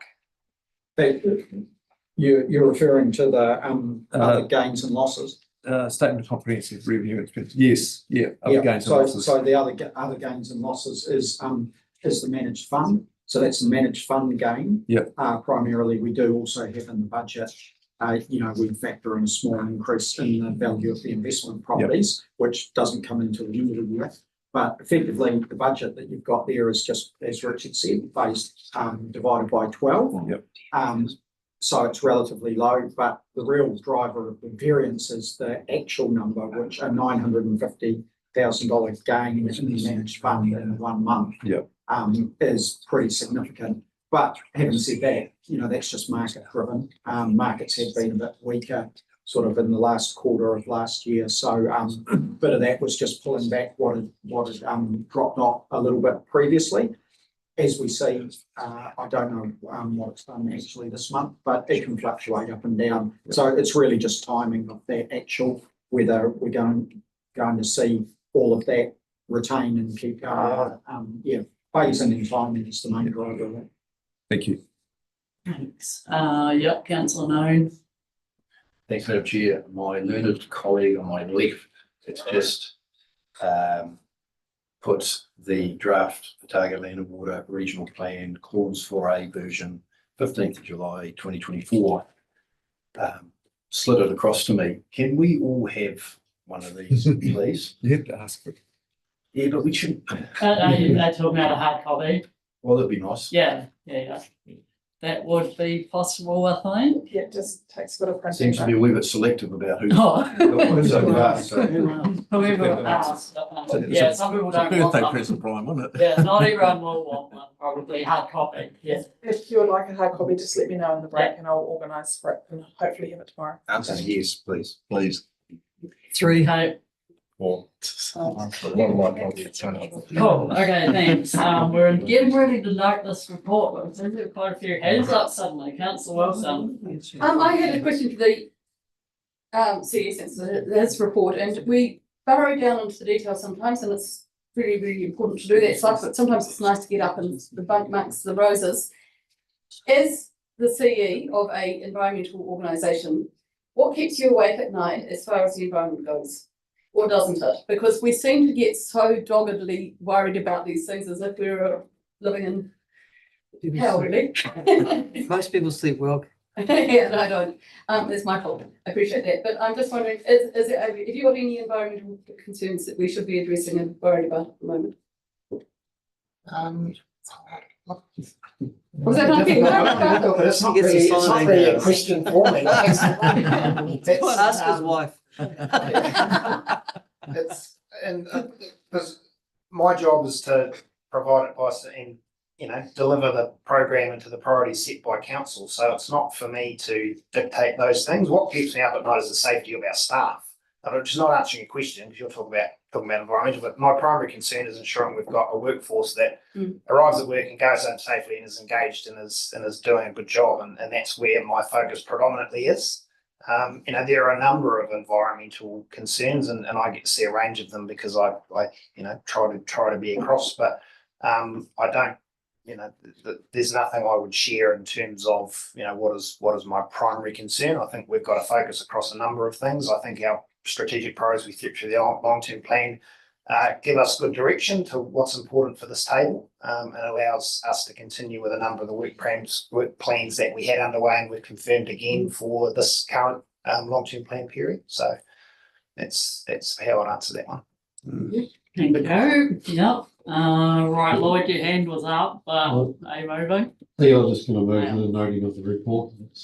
Very good. Somebody want to second that? Councillor Somerville, all in favour? Aye. Against? Carried. Okay, Chair's report then.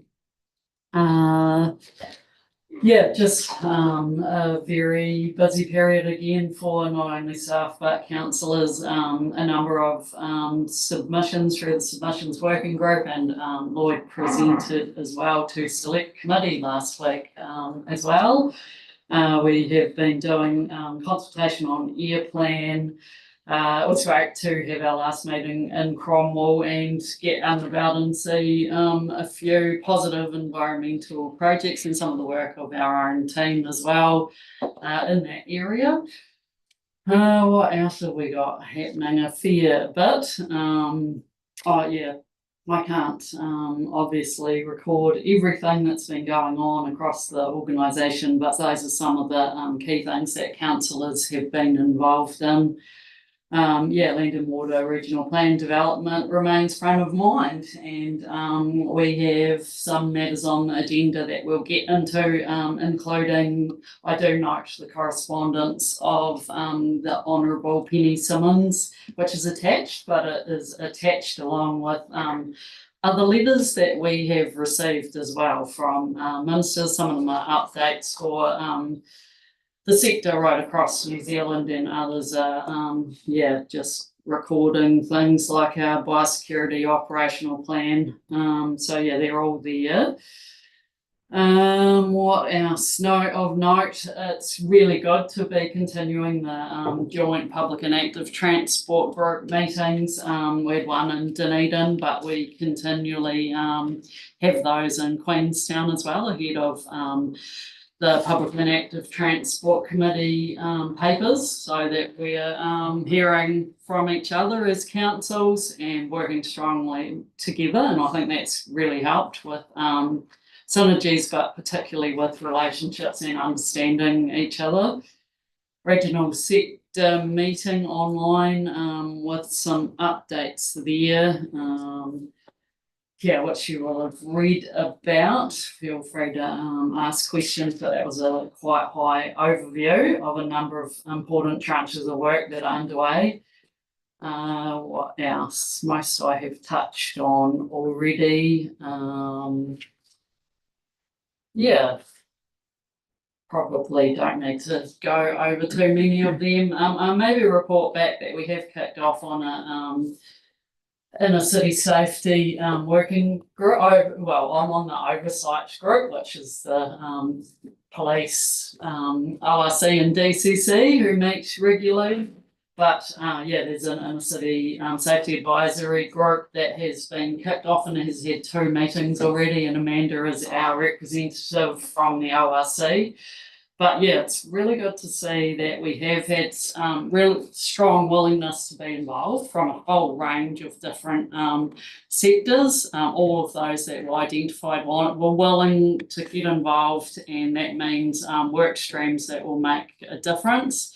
There's already been a number of good activities happening through schools, through police, through community groups, Pacifica, Manawhenua, a lot of support, I suppose, around community, but thinking about how we can actually work to improve I suppose, experience of people in the inner city, and particularly in the bus hub area.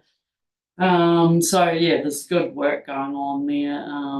But just reporting from my perspective on the oversight group rather than as a member of that more operational group. Are there any questions? Yep, Councillor Laws. The Mayor's Cadogan, plural, have made public comment to do with the draft long-term water regional plan and the potential effects upon the wastewater infrastructure costs for their councils, respectively. Both those matters have received prominent media coverage from the Otago Daily Times. I was going to ask you, have they contacted you direct at all to express their concerns as expressed in the media? Well, I have talked to Mayor Tim Cadogan as a result of both receiving letters, I guess, from interested primary sector groups around wastewater, I suppose. So we were talking to each other around wastewater, and also the letter that came through and that's appended from Honourable Penny Simmons around the first one around costs, and him, Councillor Mayor Tim Cadogan, 2 Cadogans, thinking that could be something that's related to them. So that's the level of conversation that I've had with Cadogans. So there's been no formal communication from the Central Otago. There's been no formal communication from the Central Otago District Council to you in your capacity as chair, expressing a formal concern as to the potential costs. It's an informal conversation between the 2 of you. That's true. But I guess, there's some formal processes around wastewater and plans and RPS and all that type of thing that is going on. So, So I don't want to comment on those. Thank you.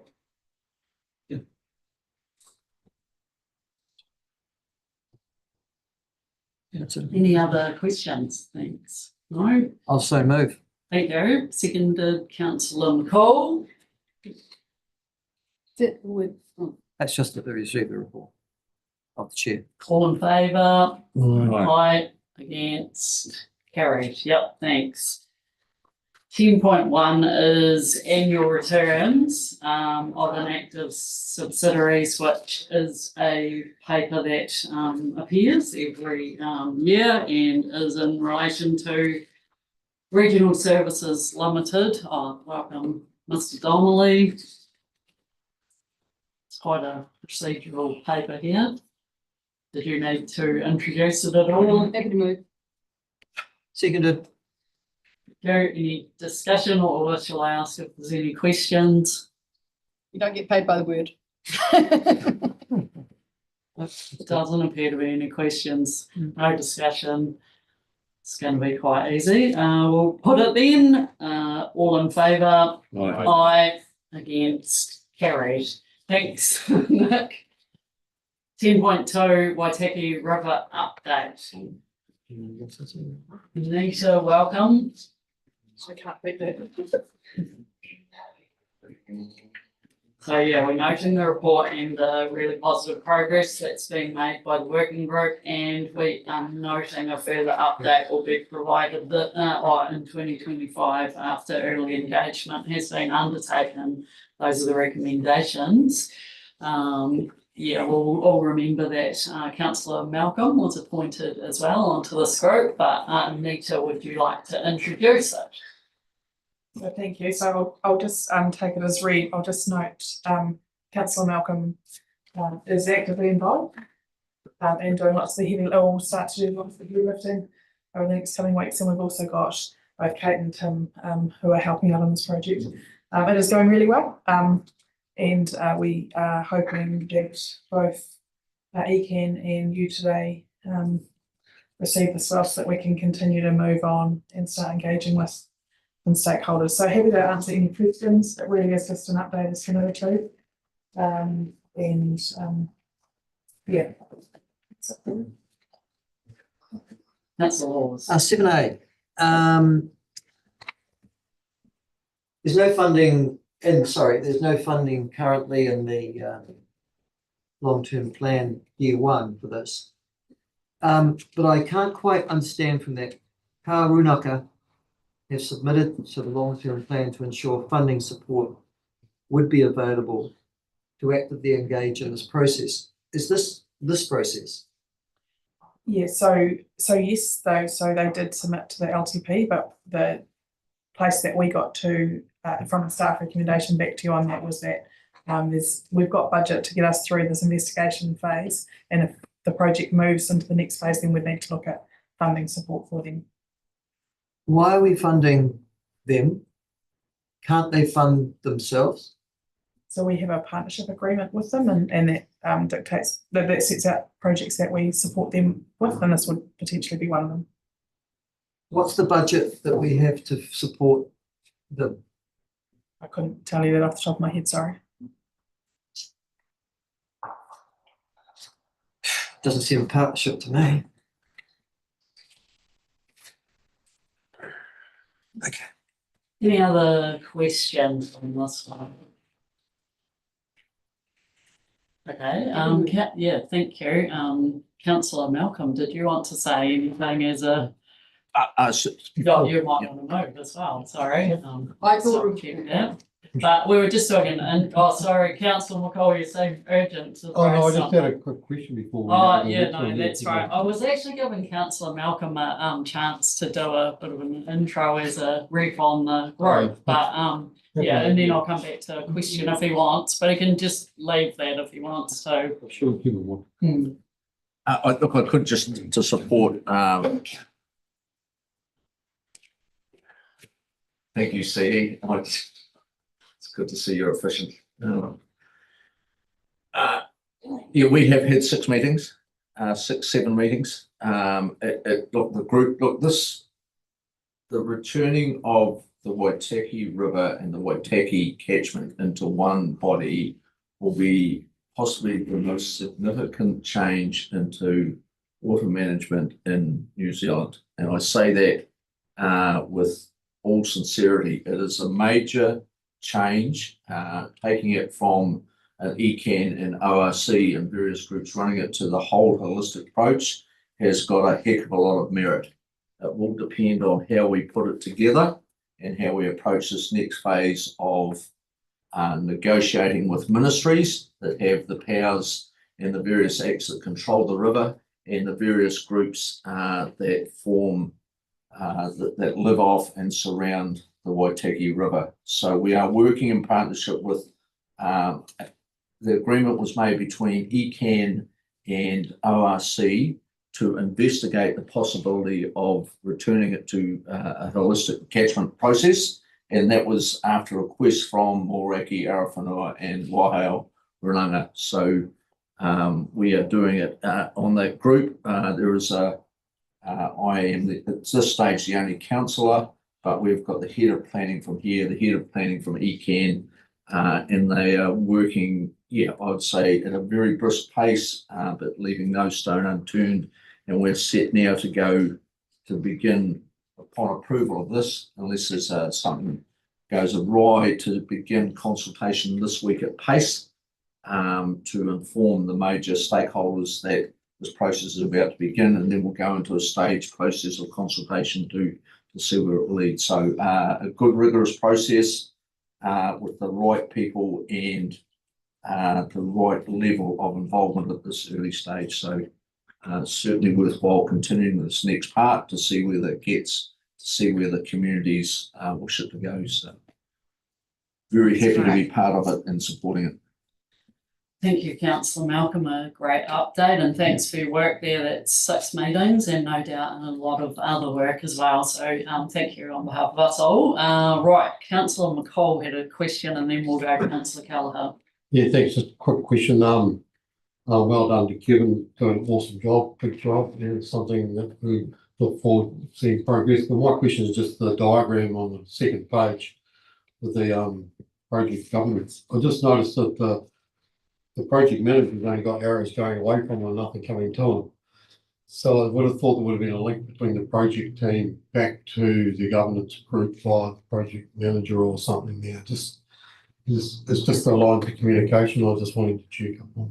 So through the chair, so that's just a draft sort of straw man. We're anticipating that potentially if we get through to a full investigation phase, that we may want to add some community reps or some other people onto that, and or arrows. That was about the limit of my skills in putting diagrams together, but I can add another arrow if it's needed. You know, I figured that. So thanks very much for the clarification. Thank you. Thanks. Yeah. Thank you. Am I okay to ask Kevin a question as the representative on the That group? sounds fine to me. Yeah. Thank you very much. Kevin, what's the time so far? Yes, meetings in. Have you got a sort of expansion of clarity around what holistic management of the river is versus the current management of the river? Look, holistic will be from Mount Cook to the sea, as opposed to at the moment it's fragmented. So I look, actually on the individual parts throughout, there may not be a heck of a lot of change, because generally in condition, condition-wise, the Waitaki River's in good heart.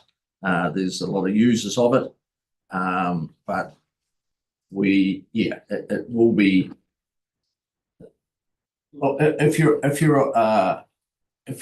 a water user or just a user of the Waitaki River on boundaries, it becomes very confusing.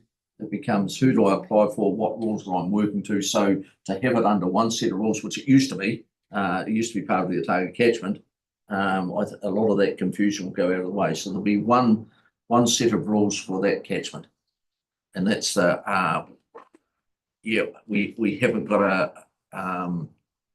got a huge water quality problem, but I think we just need to envelope it so it's sorted from the top to the bottom, so we're all on the same page. Ask a second one. You're welcome to, yeah. So then, under an end outcome when it comes to management from a holistic perspective, does that mean that the regulatory control remains with say either councils or wherever else it may sit, but management is at a different level? The regulatory authority will still be until government changes and we have a unitary authority. It will still be with ECAN and ORC as per the diagram. So can I just say through the chair that what we haven't done is we haven't predetermined what the outcome might look like. So it could be that there's a joint plan from both regional councils that manages it together. It could be ownership transfers one way or the other. It could be changes to legislation, so it sits outside of those plans. There's a whole lot of different options. What we haven't said is this is the one we want. We've just said this is the outcome, managing it as one river, and let's find the best way to do that if it's a good idea. So we haven't actually decided what it should be. We could arrive at not being a good idea too. Yeah, we'll arrive at a number of things. Yeah, and there is the Waitaki River Act of 2004 that sits over the river at the moment. Right. So again, that would have to be either incorporated, repealed, or completely changed. So this is not a, we won't fix this before, it won't get fixed before Anita Dawn gets back from holiday. Because I've said I'm not going to do too much while she's away, but in reality, this will be quite a long process, but I think I'm very comfortable with the way we're starting the process at the investigation stage to see where the appetite for it is. And I think within that appetite, we'll really flesh out the benefits, if there are benefits of doing it. Yeah. Oh, yeah, thank you. Yeah. Thank you, and thanks, Kevin, for answering all those questions as well. That's helpful. Any other questions before we ask somebody to move it? And maybe to move. Yep. Okay, Councillor Wilson's moving. Somebody is seconding. Councillor Weir.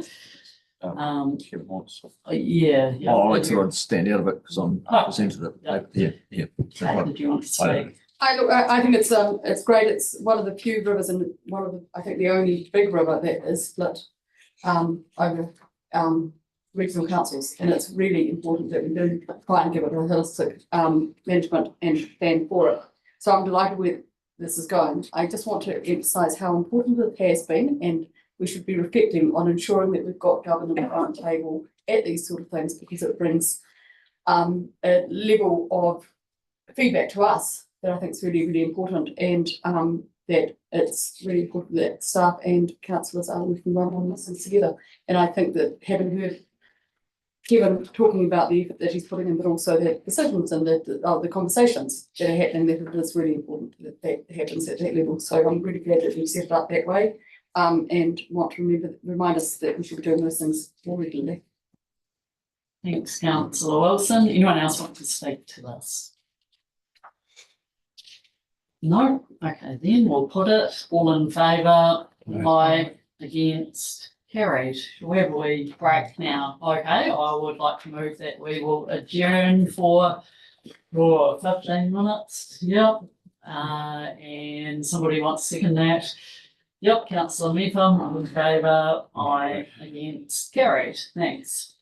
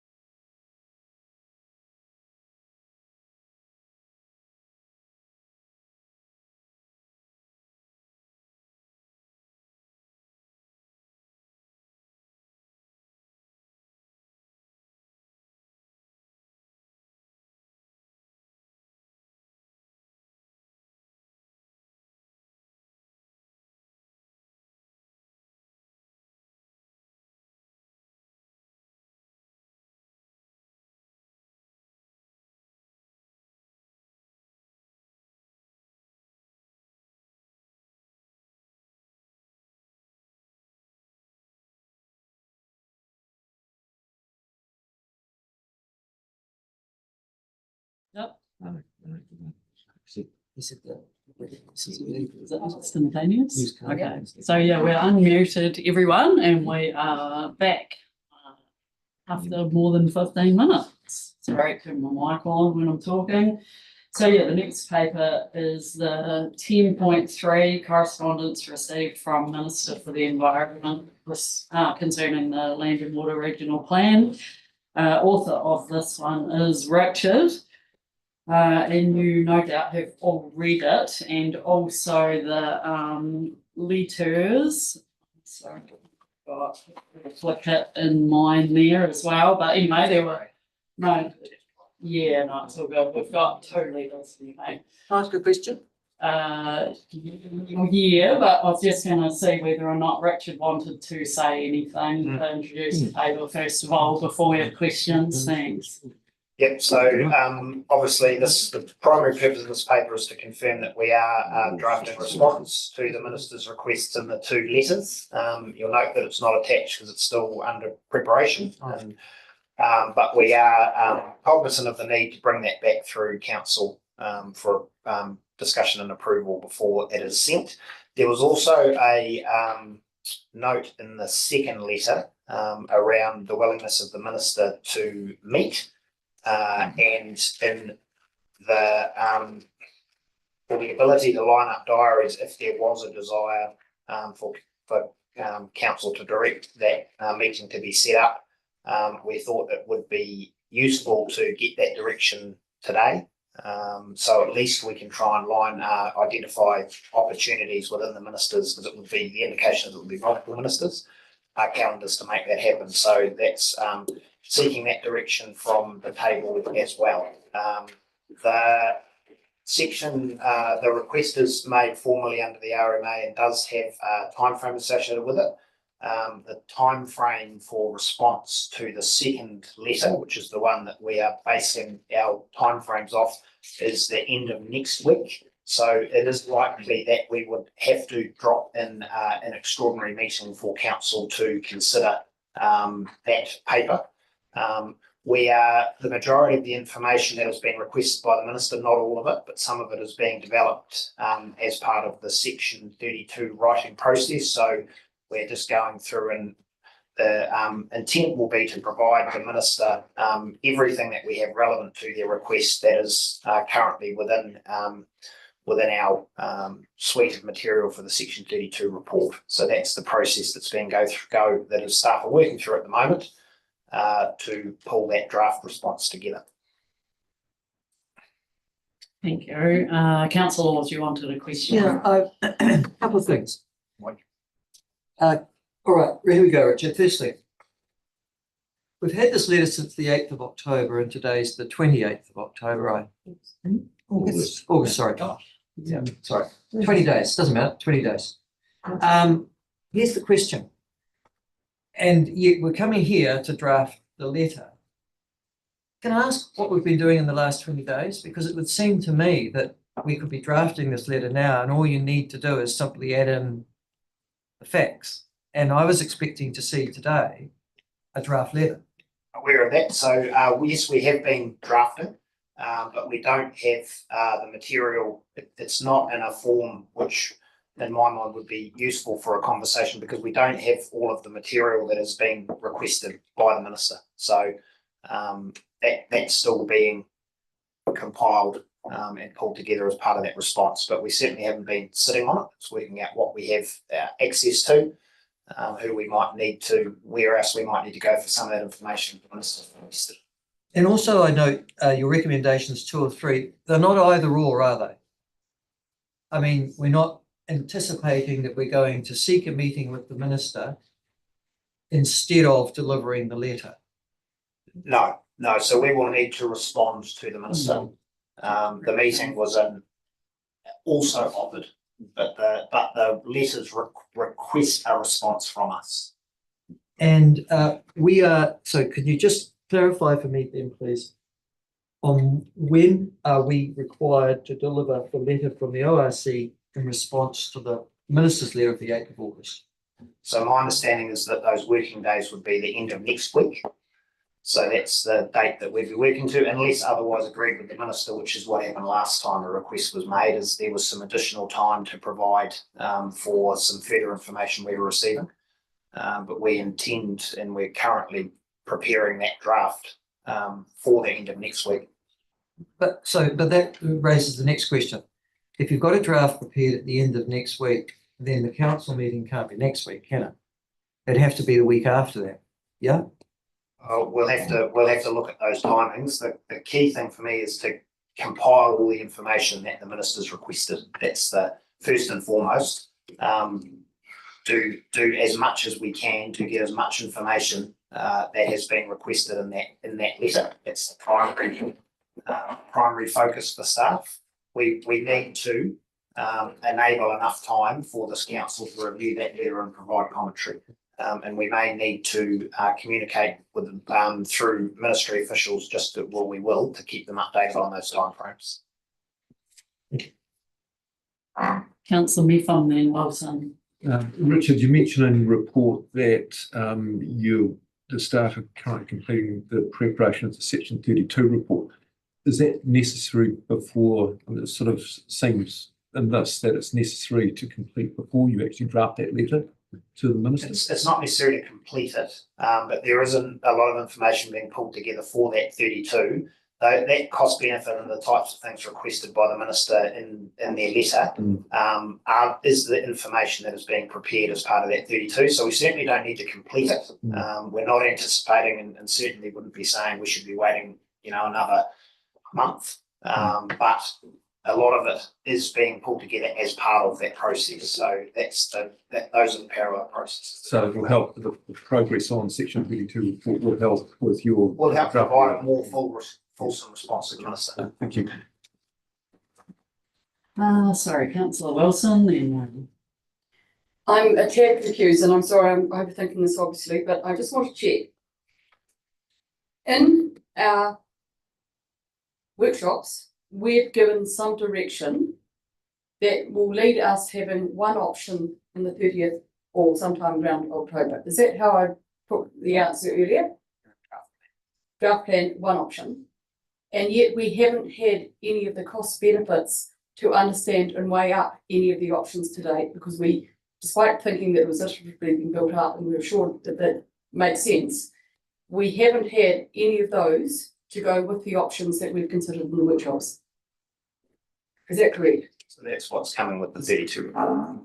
Sorry, but when we've given direction at the workshops, we've been advised about some things. So there's been the economic work program that was presented, but there's been no specific cost benefit papers presented. It's been incorporated within other material. In the science papers or something else? No, any commentary on cost benefit within general papers that have been provided, but you're right, there's been no specific other than the economic work program, the three parts presented some time ago. Thank you. Councillor Noon, then Scott. Thanks, Madam Chair. My question relates to the recommendation 3, and if there was a meeting sought with the minister, I assume that it relates to the request in the letter about information rather than, as outlined in 3, the purpose of discussing matters raised in recent correspondence. It relates to the request by way of correspondence. Yes. So we're not going to talk about anything else other than the information that she's asked. Yes, that's so and I believe that's what the letter refers to, is to present this information. This is how it's referred to in that letter. Yeah. So in other words, the meeting doesn't occur until we're fully prepared with the information. Is that correct? That would be my yes. Thank you. So I would anticipate that anything submitted needs to come before the council. That information will need to be submitted ahead of us having that meeting. Cool. Thank you. Thanks. Councillor Scott. Cool. In relation to the minister's letter dated the 8th of August, received the 8th of August, there are 4 bullet points. The first one, any information on the cost and implications of plan will have on Pacific industries. in the third bullet point, any modelling on costing down the economic impact, will that include the positive benefits from the land and water plan? The modelling, like for example, quality of life, for example, tourism, for example, alternative industries, or is it just going to be a bad news story focusing just on the negative costs? So we will be providing information that we would provide as part of the Section 32. We're not anticipating to go out and do additional studies to inform us. So there are pros identified in the Section 32 and they would be included as well. Cool. But the starting point is if it's not information that we readily or that we readily hold or would hold as part of the preparation of that, then we won't be going out to identify specific additional studies to support whatever it is that we respond with. But all I am asking for is encouraging the writer of the report and for any meeting instead of the big picture, because it says any information on the cost and implications talks about examples, but let's not bury our head in the sand. Let's on the as you say, CE. The typical Section 32 report talks about the positive and the negative, the reality. Thank you. Yeah, you're right. It's reflected there. Yep, on the implications. You want to talk about that one? Not really talk about, just ask us just a supplementary question, either to Richard or Anita. The Section 32 was very prescriptive about what is required to fulfil that section of the RMA, correct? Or not? Yeah, as the question from Michael and he started reading it out. Yeah, previously. Yeah. Supplementary to that. Was your one related to that one, Kate? I'm queue jumpers. No, that's not what I mean. No, just Okay, go for good. it. Yep, Councillor Malcolm. So Chair, in that the letter was specifically sent to you as the Chair, what I am trying to ascertain is that what conversations have we had with the Minister to clarify that in fact just the Section 32 will actually satisfy those 4 bullet points. So I can respect that you've asked that of the chair, that the staff. No problem at all. So we have had conversations with Ministry of the Environment staff just to make sure that we are clear on the expectations of the Minister in terms of the questions that have been asked. So those are ongoing. We will do our best to provide everything that's asked for in a level of detail as best we can, but we are seeking clarification to ensure we can do that. Are you seeking or you've got it? You haven't got clarification? Still working through it as we go. Yes, Because we're still, as I explained before, the process to draft this is ongoing because we don't have all the information that's been collected as the 32's been drafted. Yes, you would have been waiting for this meeting as well in some respects. I mean, you've been working on the material, but yeah. Right, sorry, I just want to get the order of questions right because I know that Kate's been waiting for quite a while. I don't mind. I've had my. Yours is on this point. Yes, it is. Right. Okay, Councillor Paladin. Is it the interpretation that what the Minister has asked for would go beyond what we would be compiling for Section 32? Or is it actually just a matter of it's already there because it's going to be in Section 32? There are some things in there that we're seeking greater clarity on in terms of what might the Minister be expecting and the details of some of the costs in terms of what we might provide. Also, trying to get some clarity around the bullet point 2, implementing Te Mana o Te Wai provisions, given that there's no specific provisions. So those sorts of things, it's important that we get clarity so we can provide the most fulsome response that we can. Okay. Supplementary to that one. So it's in a funny sort of way, we're concentrating on the bullet points. They're part of the letter, they're not the whole letter. Those are specific things they want you to address. But in both of the letters of the 31st of July and the 8th of August, the primary concern of the minister is stated. And the primary concern is that the draft Land and Water Regional Plan will impose additional costs on ratepayers. That's on the 31st of July. On the 8th of August, that's turned into astronomical costs. And that's the primary concern that comes through both these letters. So I mean, that's, and then the bullet points sort of flow as subsets of that primary concern. Are we addressing that first? You've worked that out, Richard. Yeah, I mean, that's the issue. Yes. Yeah. Yeah.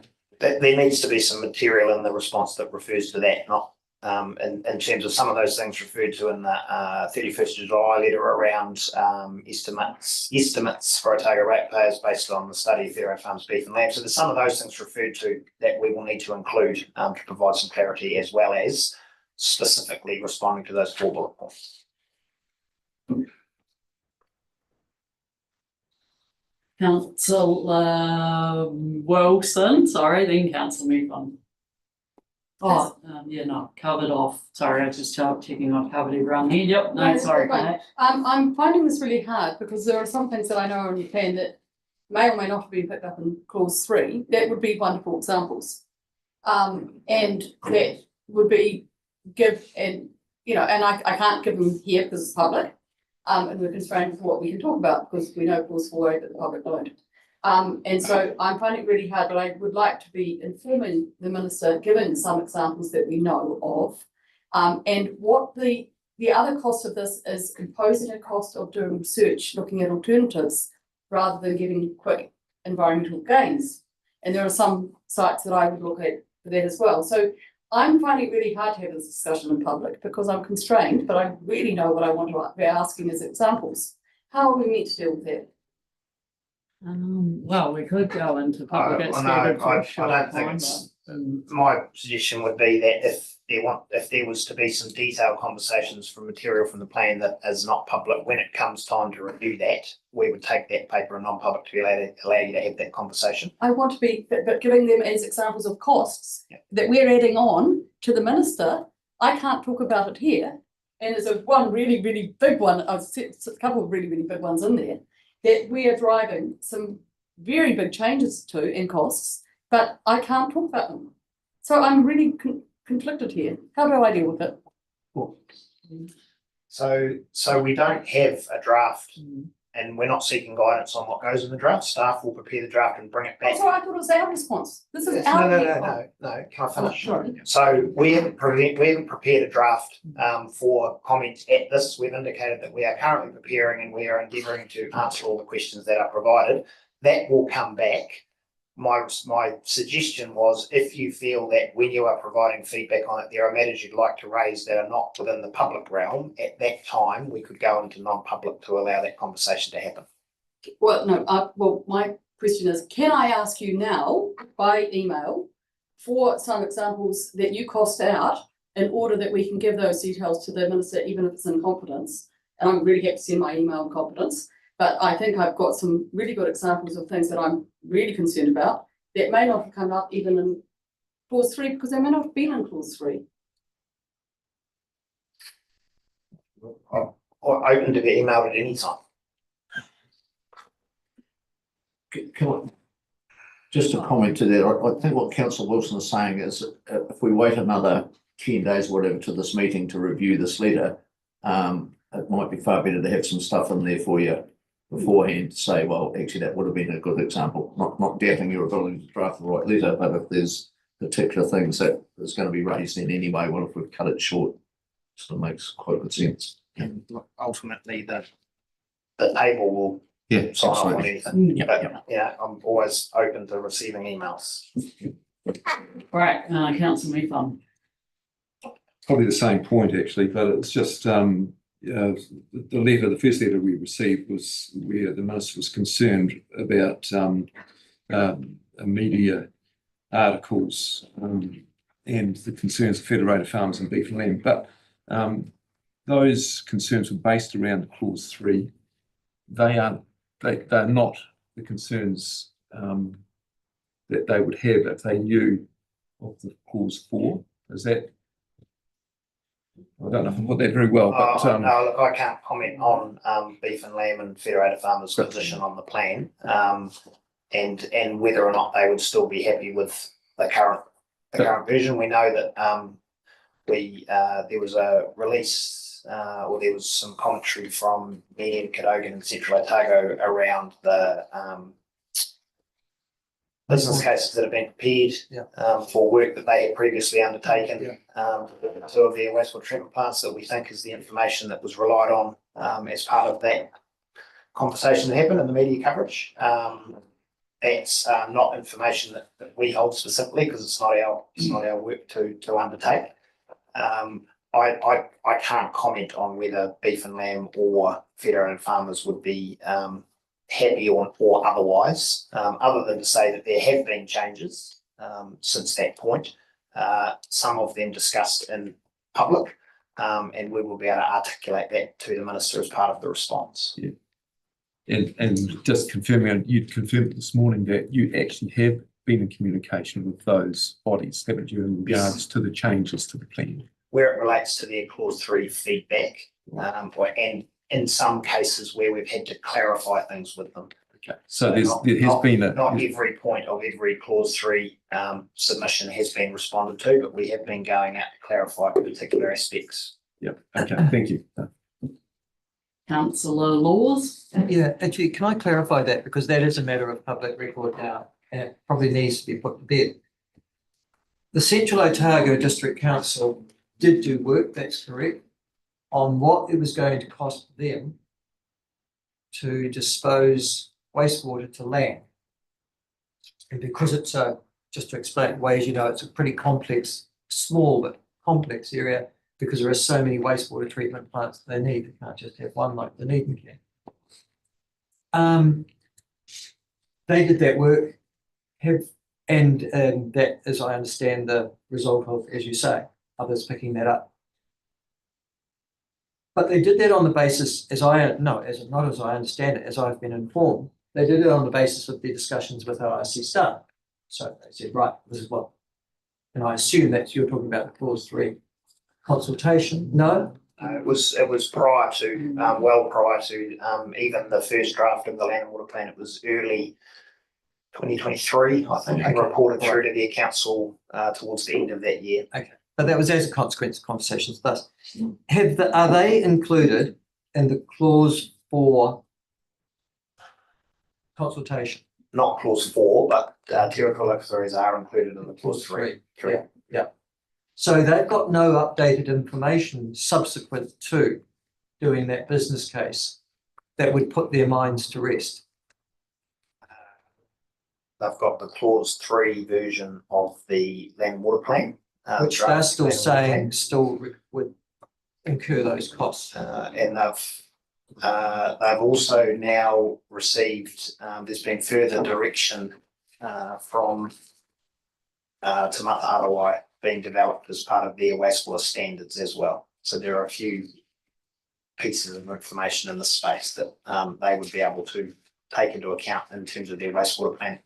I was saying, Richard, still that they haven't moved on. So what I'm saying, I don't know. Yeah, I can tell you. So that's why I'm interested if they were a part of the further discussion that you'd had, because they've still got those concerns as I talked to you today. So they were included in the clause 3. My understanding is they didn't respond as part of that clause 3 feedback, but they were part of the 50 odd parties that received it. Okay, thank you. Right, sorry if I have missed who wanted a question next. Sorry, was that you, Councillor Forbes? Yeah. I was just signalling I'm ready to move. Okay, thanks, Councillor Forbes. Come back to that. Right, sure, Councillor Ware, yep. Just to clarify, because my understanding was slightly different on the Councillor Laws mentioned that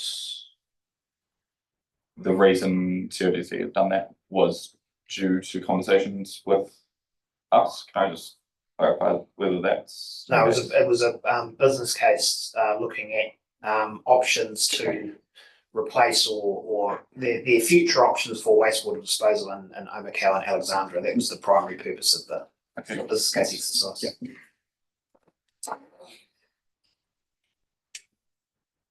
Other hands up for, oh, sorry, there was Councillor Scott, thanks. Cool. Will we be pointing out to the minister? I don't know how much the minister knows about the RMA. That's right, nothing. That's why they're the minister. Yeah, we're not gonna go down those No, lines. no, This is the no, minister. fair enough. And let's show some respect. Yes, thanks, Councillor Scott. But nevertheless, will we be pointing out the way the process works? Process works that you do the section 32, you identify, the costs and the benefits and so forth, and that the independent hearing panel is commissioned to consider that information, not to rubber stamp it, is to actually say, well, whoa, here are some costs, here's some ideas, and then say, well, we need to change the Councillor plan. Scott, just, sorry to interrupt you. We're just, checking that this is a question rather than debate, because you're welcome to have debate in just a second. Yep. No, this is a question. Okay, cool. Will we be pointing out to the minister question that actually that the identification of costs is not necessarily something to be scared of, it's something to take into consideration in terms of the determination of your final plan. So here's an identification, oh wow, here are all these costs. Well, here are the costs, here is the panel, here is the information. Will we be I think that pointing might out be a how it question works? for the minister rather than for us. No, but, no. this is the minister for the environment who Yeah, no, I is, understand, but obviously aware of how planning happens and who is the minister is? Yeah. So I can't answer your question, my which is for the minister. You're not listening to the question. The question is, in our letter, will we be pointing out what, the process around these costs?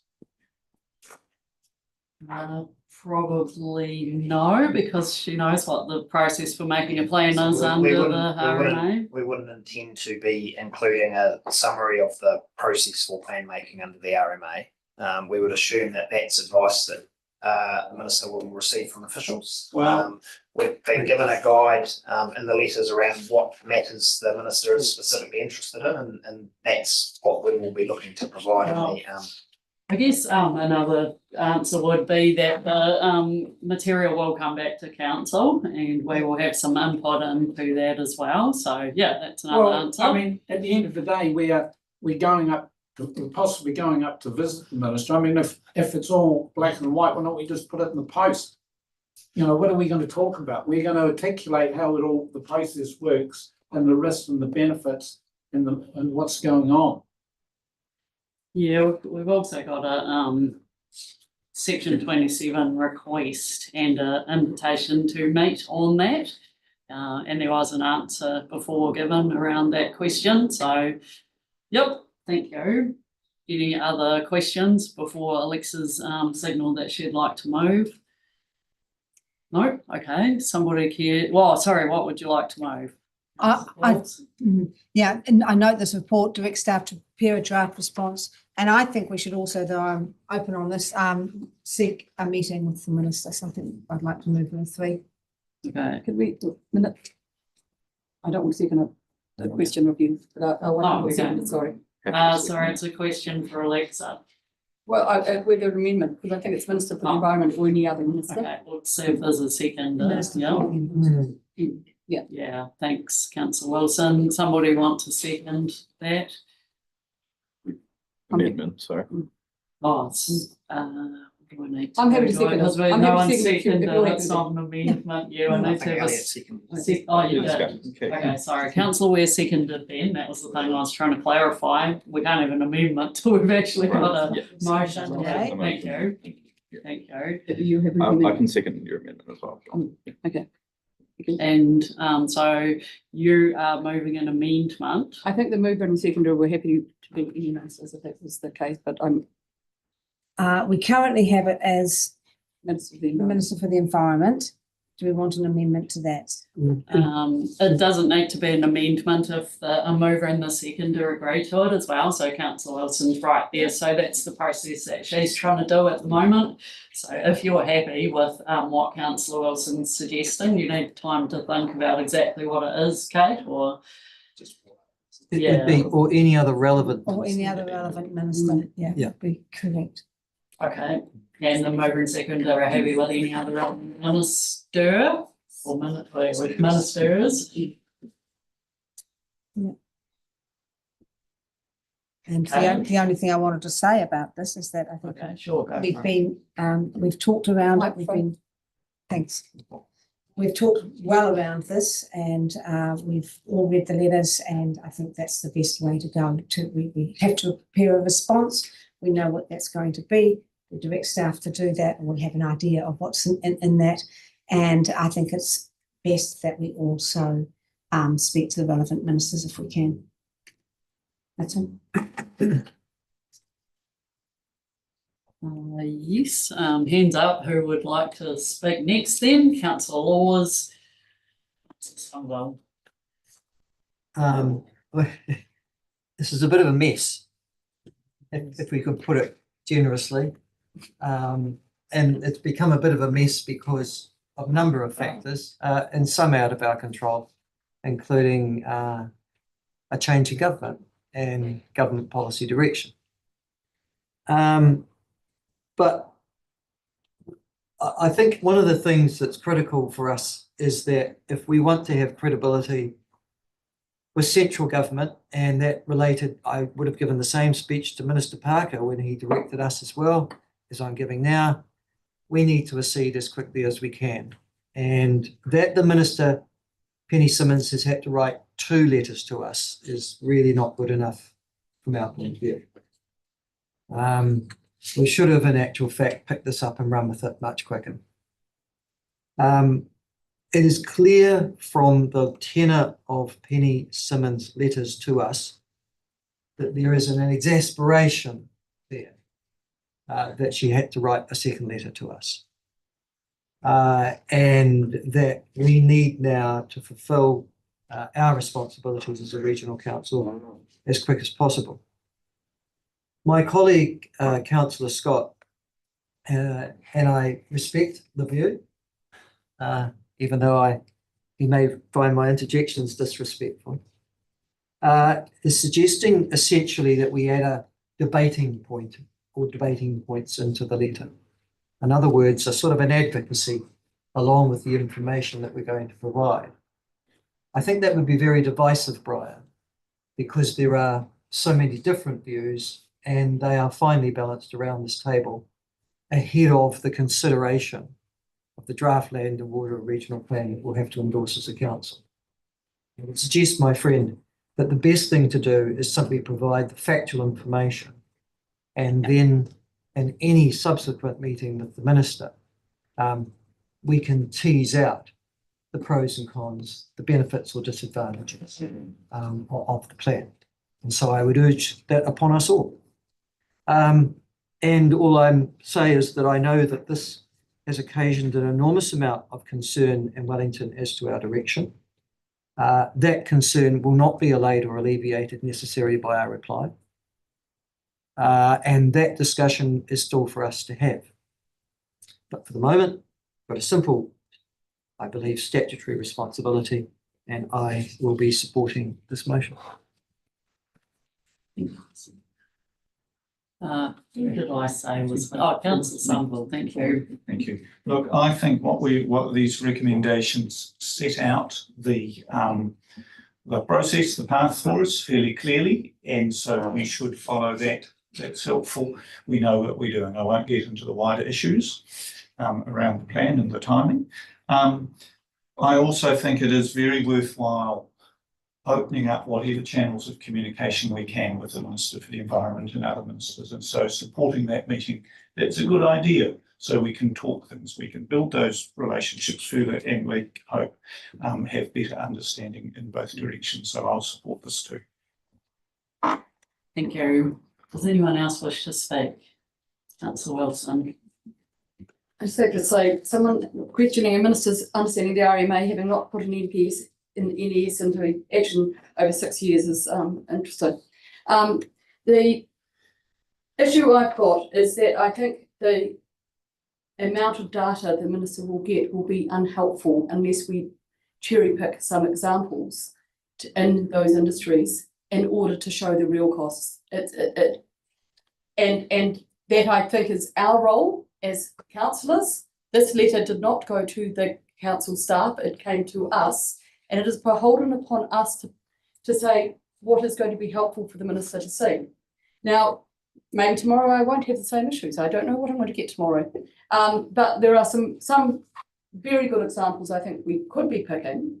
And so my problem with this recommendation, it depends on how the staff pick it up, is it directs staff to prepare a draft response. I think we should be giving some examples that we'd like to be, and we won't all win, but just pick out some examples that we may have. And that should be the direction. But I appreciate that we can't do it here because some of those things aren't public. So I'm hoping when we send these emails, and those that want to pick them up can pick them up, that will be seen as part of that direction so that we can give some very clear examples both of process and of costings of parts of our plan and deal with them so that we can have a much better idea of what they really are. I agree, there will be some benefits, and that's also really good to put in there. And I think there are some outstanding benefits in this plan. There's some really good stuff picked up that will enable stuff, and that's good. I'm absolutely happy to talk about that as well. And there will also be balancing that we have to do between who pays and who benefits. So they're going to be interesting discussions, but Manny Hirakia is a wonderful example, one that we should be perhaps putting as a draft response as an example of how we've enabled or otherwise matters in there to deal with their future, as I've circulated in my previous email. Thank you, Councillor Wilson. Anyone else? Councillor Callagher. Thank you. For me, I mean, I sense the frustration too in the minister's letters. The minister has been very clear in what the minister is asking for, the fact that the minister has had to ask for it. There has been a very clear message from the new government that they have asked all regional councils to propose their plans and given a time frame to do so. What we are doing is desperately clutching on to an attempt to continue with our plan as if it is special just because of where we sit in the process.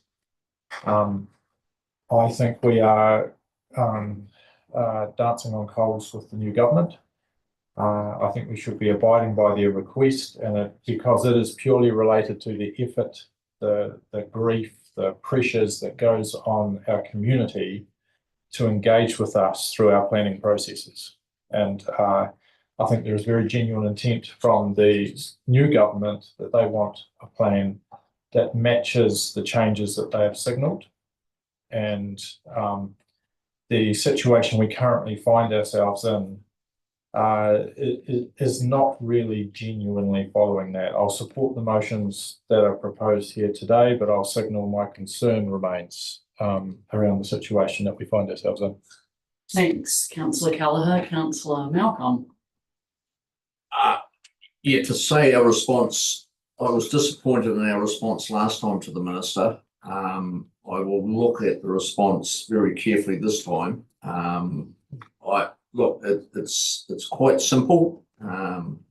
It's quite simple. We've been given a request from the minister to stop, pause, and wait for more information coming from government, and then complete our plan. I'll stick with that. I don't want to put any further cost impost on my ratepayers. Simple as that. The environmental groups and the people of my community are working hard to repair any damage that is seen in our river and our waterways. I don't see the rush, simply when we know that going now will incur greater costs. I'll be looking very hard at the response. I don't see a need for a meeting. because that response should be giving the answer. I would be waiting until we get the response from our response to see whether we actually do need a meeting. I think we've wasted enough time of the minister. We're not acting and not stopping. Councillor Weir was next, then Scott. Close off as the second. All right, who would, prefer Councillor Scott to go next, if that's all right? Cool. The recommendations are as outlined, Madam Chair, the 3 recommendations. Yep. Sorry, just Oh, for clarity, and there the- was one yeah, addition sorry. where it says the minister or other relevant ministers. Yeah, cool.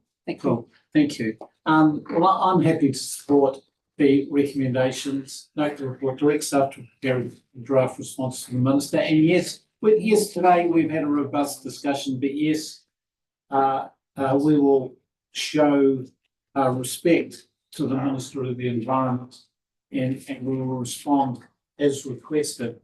And I also support, as different other councillors have, a meeting with the Minister. Communication should always be a good thing. Thank you. Thanks, Councillor Scott. Councillor Mefam Weir. Yeah, I'll support these motions too. I've got confidence in our process and development of this plan. I think that the completion of section 32 is important and will inform the letter to the minister. That's all I've got to say. Thanks. Councillor Weir. Yeah, look, I think we've been on a really long journey up until this point, and a long list of to-dos that staff have been working towards on this plan, and there's still open questions around that plan and how we respond to evolving environments. And I think that it's important that we carry on that, but I think we can all understand that the letter from the minister sort of jumps the queue there, and that's something we want to respond to urgently and maintain a good relationship with the ministers. I think we've responded well so far, and I think that there's only positive things that can come out of a meeting with the minister where we can really go over the concerns they have and clear up any misunderstandings there may be, and go through that process. So I see absolutely no reason to not do any of these recommendations. And yes. Thank you, Councillor None. Thanks, Madam Chair. I think on reflection, I support the motions on the table. But on reflection, I feel there's like a domino effect that's been created because of the time frame, not only that we've currently got, but we've had in the past. So we've, since Minister Parker's days, we've had some form of time frame to work to, and that has put immense pressure on the staff and the ability to essentially keep up with the process as it's been unfolding. And if I use the example of the clause 3 process that was triggered in late January through to February, you had stakeholders being asked to comment on a plan that didn't have that financial data, which we've talked about, but section 32, for example. And I compare that to getting a quote for your house, to paint your house, and the painter asking you to sign the contract before he shows you the actual amount that it's going to cost you to paint the house. So I think the negative publicity that evolved from that clause 3 process, and hence the triggering of these letters from the minister, I think there's got to be some serious learning around this table to ensure, because we're at the end of the day, the governance are accountable. We need to own this plan going forward, and we've just got to make sure that we avoid creating the uncertainty within the community going forward to ensure that ultimately we have a successful process. Thanks, councillor Noon. Has everyone had I'll go back to write a reply. I think everyone has had a chance to speak. I just wanted to say as well that I wanted to thank the Minister for the letters, and we respect the Minister and the government and their the inquisitiveness that it's shown through these letters as well, and respect to us as well, and in terms of the relationship of wanting to understand. That's really positive, I think. So I just wanted to acknowledge that the council respects the questions, respects the relationship. We respect our job and understand what it is as well, and where we fit as well in terms of hierarchy of documents and regulations. And as we have signalled throughout this journey, we have really wanted to understand as well the direction and what our requirements will be going forward as well. We need to be doing our job, and we do that with the utmost respect for the Crown as we do that. So that's where we're at, and I just want to hand over now to Councillor Forbes for her right of reply. Thank you, and I agree with all of that. And I see we're all going to agree on this motion, or most likely, but we still are quite a long way apart in our views. Kate, cherry picking, not normally a good idea, but to look at outliers and nonsenses in the plan is a good idea. So let's do that and find the big pieces that are, because there's always nonsenses in any system and any plan. We still have responsibilities. We still have to deliver a plan. We're supposed to notify it in good time, and we should have done that. And we need to keep on to that program. We are at risk of judicial review if we don't. We don't need to massively complicate existing consents, which we will do if we start putting things off for a long period of time. Pausing and waiting will make this more difficult, not easier. We constantly hear about how hard it is for communities in this really unsettled place. We respect that and know that. And yet, some would continue not to act, and I'm not on that page. We get going. We've had long and intense discussions with our partners and with communities on this, and I don't believe that we're going to be in a place that is radically different from where this minister wants us to do. I'll have more evidence of that when we read through the next lot of stuff that's come through. But most certainly, delaying would create longer and more unnecessary and uncertainty. And in this way, I think we're responding to this in good faith, and let's get on with it. So thanks, Councillor Forbes. We had the right of reply. So everyone, I think, understands what those motions are, with that one small adjustment. Have you got your hand up for? Can you put them separately? I think Councillor Forbes said she wanted to move them all together, but I guess I can choose to do them individually. I'm happy for that. Yep. Okay, then we will do that. Thanks. So the first one is noting the report. I don't think we need a division for that one. All in favour? Aye. Against? Carried. Next one is direct staff to prepare a draft response to the Minister for consideration. To the Minister, for consideration of council. And all relevant ministers. No. Oh, didn't know that's next, sorry. Yeah. Okay.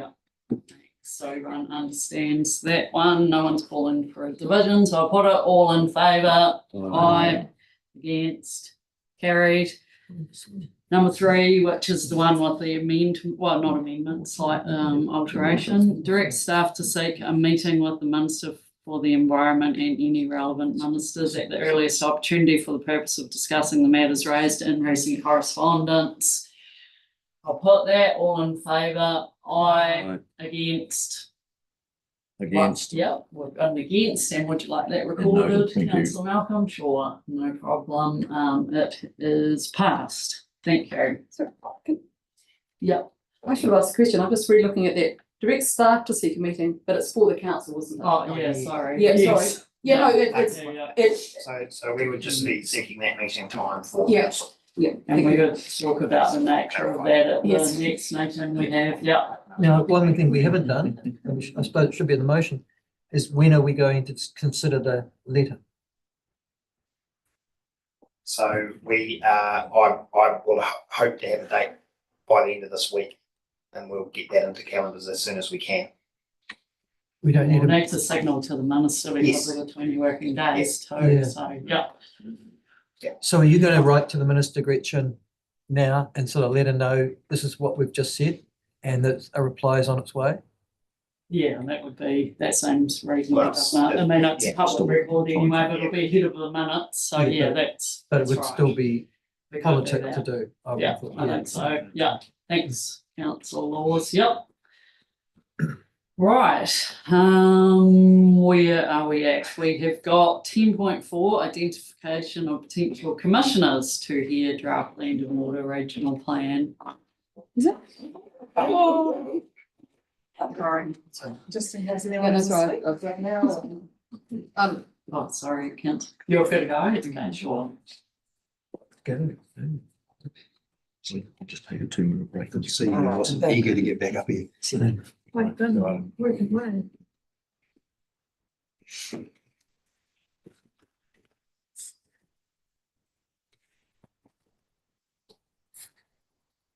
Okay, so everyone will have read this and it's fairly straightforward, but Anita, do you want to just throw anything?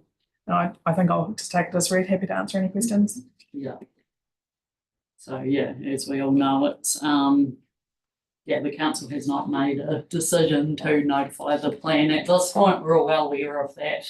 It is for the purpose of identifying commissioners should they be required, and that they're busy people and need to schedule a significant chunk of their lives if they do become a commissioner. So yeah, that's really it.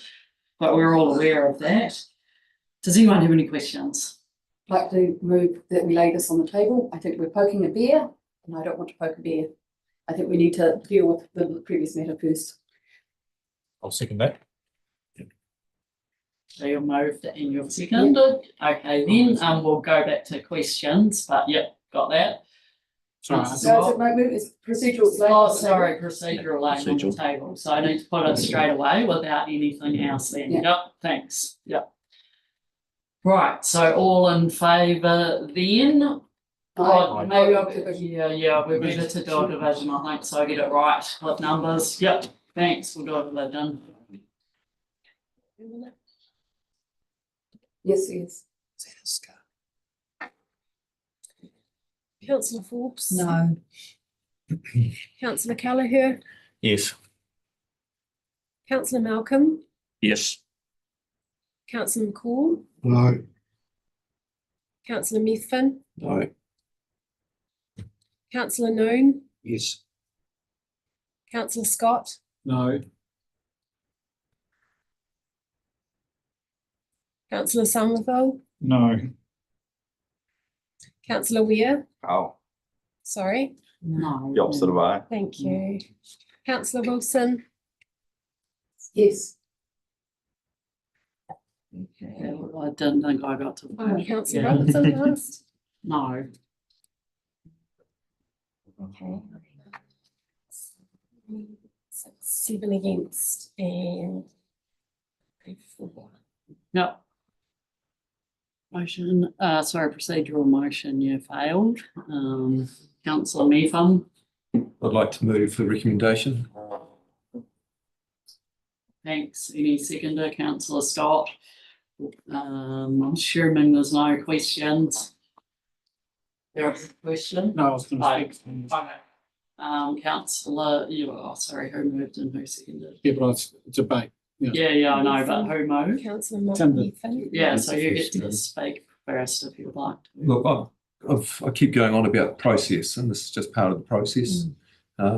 These commissioners are hard to come by or hard to book in, so I'm just putting this motion to keep things going. Anyone else want to speak to it? Councillor Scott? I mean, this council is yet to make a commitment in relation to the 31st of October. But as per page 56, what it says is suitable commissioners are often committed to run the hearing process for months in advance. It is therefore important to get the process underway as soon as possible to ensure the widest range of commissioners is available. And this, as Councillor Murphy said, it's all about process, and we need to get our ducks in a row on the basis of possibilities. Thank you. Councillor Wilson? The very fact that people are saying it may not be going ahead, and I thank you for your openness and your consideration of that, which is absolutely appropriate.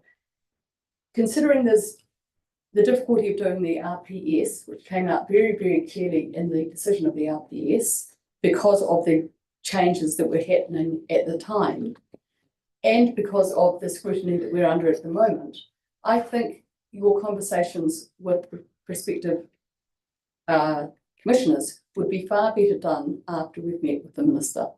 I think that you're actually muddying the water by doing this until we have a much clearer direction from the minister. And I think the opportunities will be broader should we get that certainty. And that is why I will not be supporting this at present. I think we were very, very lucky with the commissioners we had for the previous hearing. They did an exceedingly good job under really difficult times. People seem to be forgetting the next paper, which is odd that we're not doing it first really, is that there's still a whole lot of stuff happening in ports as well. And the fact that that's still going to be feeding in and leaving the commissioners in a really difficult space as well is just adding another layer of complexity that most of them won't actually make themselves available because of there's too many things in the air. There is no certainty that you're going to get, that you've got no certainty to offer them a job at the moment anyway. And I think it's just premature. Let's have a meeting with the minister and get a better direction. Right, anyone else want to say? Councillor. Thanks. Look, I'll support this. I agree it's important we keep the process moving. This isn't committing us to anything, but it's making sure we're as well prepared as possible for what might be the future steps. Thanks. Cool. Well said. Anyone else? Yep. Councillor Callaghan. Guess what I'm going to say. I won't be supporting it. I think it gives a very clear message to the minister that continuing on, plan will be notified on 31st of October. Middle finger permanently up in the air towards central government and Wellington. So no, I won't be supporting. Thank you. Okay, I think we have finished with, oh no, sorry, Councillor No. I've heard the word process mentioned 3 or 4 times by previous speakers supporting these motions, and I sort of feel, you know, we've had plenty of opportunity as governors to ensure the process should be followed in a way that it meets statutory requirements, that it meets a fair and reasonable process in terms of engagement with our communities, etc. And I feel we've been underdone in that space, and I'm intrigued now we get to this point. It's all about process to keep the process moving. But I really do feel that based on a number of, as I said, I mentioned about dominoes before, or hiccups, or whatever you like to call it, I think our process has failed at times. So I'm just making the point. It seems a little ironic now that it's all about process. I won't be supporting the motion. Thank you, Councillor Malcolm. I understand what the staff are trying to do here, and I appreciate the staff's position. I am seeking and listening to the advice of my learned colleagues that have been through many RMA processes, Councillor Noon and Councillor Wilson. I respect their opinion, and I will be backing their stance. Thank you. Okay then. I don't think anyone else wants to speak. Oh, sorry. Yeah, you need to get your hands up. Sorry. Yeah, Councillor Wheeler. look, I mean, like Councillor Small said, we're working towards the existing notification date that we have. That is, you know, the current council position. And there's a lot of background work that involves and process and until we make a decision. Otherwise, that's exactly what we have to do. This doesn't commit us to anything. It doesn't need to be read as a message of any kind. And choosing that to interpret it as that is just that, a choice. And I think any decision to pull back or stop on any of the that background work is a premature choice until we've made that decision. So I'll be fully supporting us. Okay, okay then, we have the mover and the second Division. yeah. We do have 3 there, don't we? So, yeah, wondering whether I need to do them all separately. Nah, probably not. Do them all together as a division. Well, I'm happy to note one the is report. noting the Yeah, we can note report, them so here. yeah. Do you need a division for noting the report? I will just do it for completeness. Yeah. Okay, councillor Forbes, Yes. councillor Kelleher, No. councillor Malcolm, No. councillor McCall, Yes. councillor Methven, Yes. councillor Noon, No. councillor Scott, Yes. councillor Somerville, Yes. councillor Weir, Yes. councillor Wilson, No. councillor Robertson. Yes. Okay, 2, 6, 7 for and oh, I've only got 4 against. I'm missing Yeah, councillor Forbes. council laws is not here, yep. Okay, that one is one. On to 2 then, thanks Kylie. Okay, 1 moment. We've got 2 and 3 together.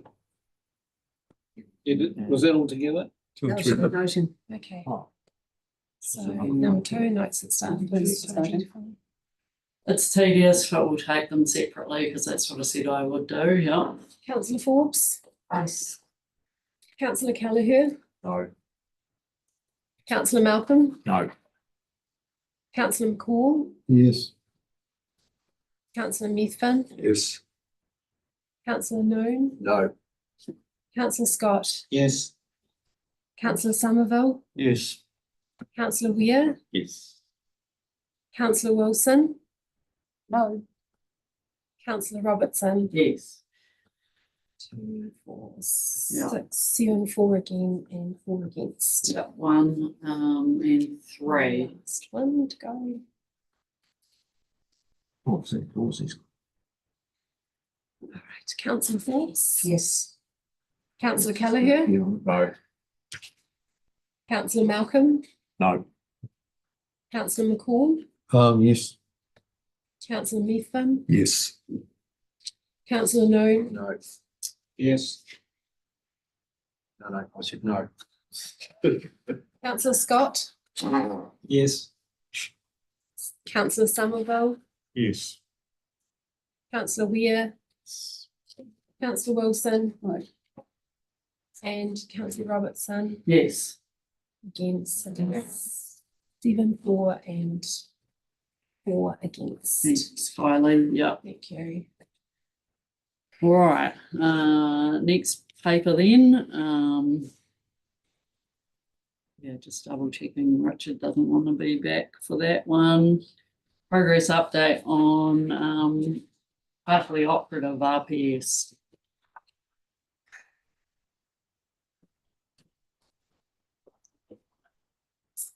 Welcome, Flora. Hi. Indonesia. Let's help the 3 hours change. Right. No, Oh, yes. God. Yeah, sorry. sorry. Yeah, it was probably a very good call. Yeah. Yeah, sorry. Been a long day. Yeah. Yeah. Rightio. So we're happy to take this as read. It's just a paper to give you an update on where the appeals are, and also happy to answer any questions on process. Yes, I need to just tease that last comment out because it is important. We do note we can't get into those details, so. Sure. So 2 separate appeal processes because of the fact that there's a freshwater part and a non-freshwater part. Appeals on the freshwater parts are to the High Court on points of law, and that process has agreed mediation, which has occurred, and that is confidential. The Environment Court part for the non-freshwater, the appeals are all attached. The reasons for the appeals are attached, and that mediation is set down to commence in November. Sorry, Councillor Wilson. Question, so I think in your report November to May for the Environment Court, when and then if they can't mediate, then it goes to hearings. What is the time that you're expecting for that? Because some of those matters are quite substantial, I think. We can't answer that. Unfortunately, it'll be at the discretion of the court.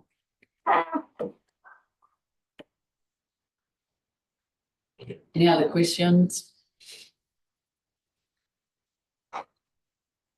Doesn't, oh, yeah. Just in process, so when it gets through to the High Court Environment Court, is it possible the whole thing could be thrown out at that stage, or are we past? It's only going to be a tweaking of bits and pieces. So for the High Court, what happens is the court has to determine whether or not there's been an error of law. Yeah. So once they make that determination, and if they agree that there has been, then the process is either to substitute a decision for the decision that was made, or remit it back to the hearings panel for them to reconsider the decision. Right. Good go. Thank you. Yep, Councillor Noon. Thanks, Madam Chair. Under paragraph 19, it just references the chief executive has the ability to settle on disputes and in consultation with the chairperson. I suppose questions for the chief executive. I assume that's the wording in the delegations manual, which we're dealing with. How comfortable are you with that responsibility with just consulting with the chair, with Gretchen, rather than full council? Have been involved in councils where significant decisions come back to full council, and in terms of the same consultation you do with the chair, consult with full council. So I just wanted to put that out there. So the question is, are you, no, I'll let you answer the question. Yeah, look, I'm comfortable in applying that delegation. In this instance, particularly dealing with points of law, where we get advice from our legal representative, which is the key advice that we're relying on, and I relay that through to the chair as per delegation. So I'm comfortable with the way that delegation is structured in this case. Can I follow it up with another question for you, Madam Chair? Would you feel more comfortable when the question's asked by the chief executive of you about settling a particular appeal in relation to legal aspects? Would you feel more comfortable having running that past the full council rather than just you making the call yourself? Yeah, it's a good question, but I guess it's just understanding the process and the speed at which you would need to, perhaps it's more of a question for Anita in terms of the process and what's involved with the mediation, so that the response can be gained in the appropriate amount of time, and also the bounds of the parties that are involved in the mediation to be able to make decisions as well. So I think there's some guidance from MFE around taking things back to full groups, whatever, around the bounds of what needs to happen in mediation. I don't know if you can help there a bit, Anita. Yeah, so through the chair, the courts have issued guidance on alternative dispute resolution. That guidance is that someone who holds delegation is in the room. We made that happen by Richard being on the end of a phone. and having someone else in the room. But so you'd have to have council sitting in the room and ready to agree to resolve things. Other councils bring a councillor along, so I know the DCC sometimes bring a councillor for the stuff they want a staff member. So there are various ways of doing it, but you do need to be able to action that really quickly in terms of settling those disputes as it stands. Yeah, thank you. So yeah, I take it on my shoulders, and it seems appropriate for the speed and the fact that I would need to be on the end of the phone as well. Thank you. Councillor McCall. I'd just like to move that we note the report. Second it. Happy to second councillor Metham. Do you want to speak to it? No, happy. Yep. Anyone else want to speak to it? Doesn't appear to, so we will put the recommendations there. There is just the, I'm just double checking that. Yeah, there's only the one noting, isn't it? So it's just a noting, and I will put that all in favour. Aye. Against. Carried. Thank you.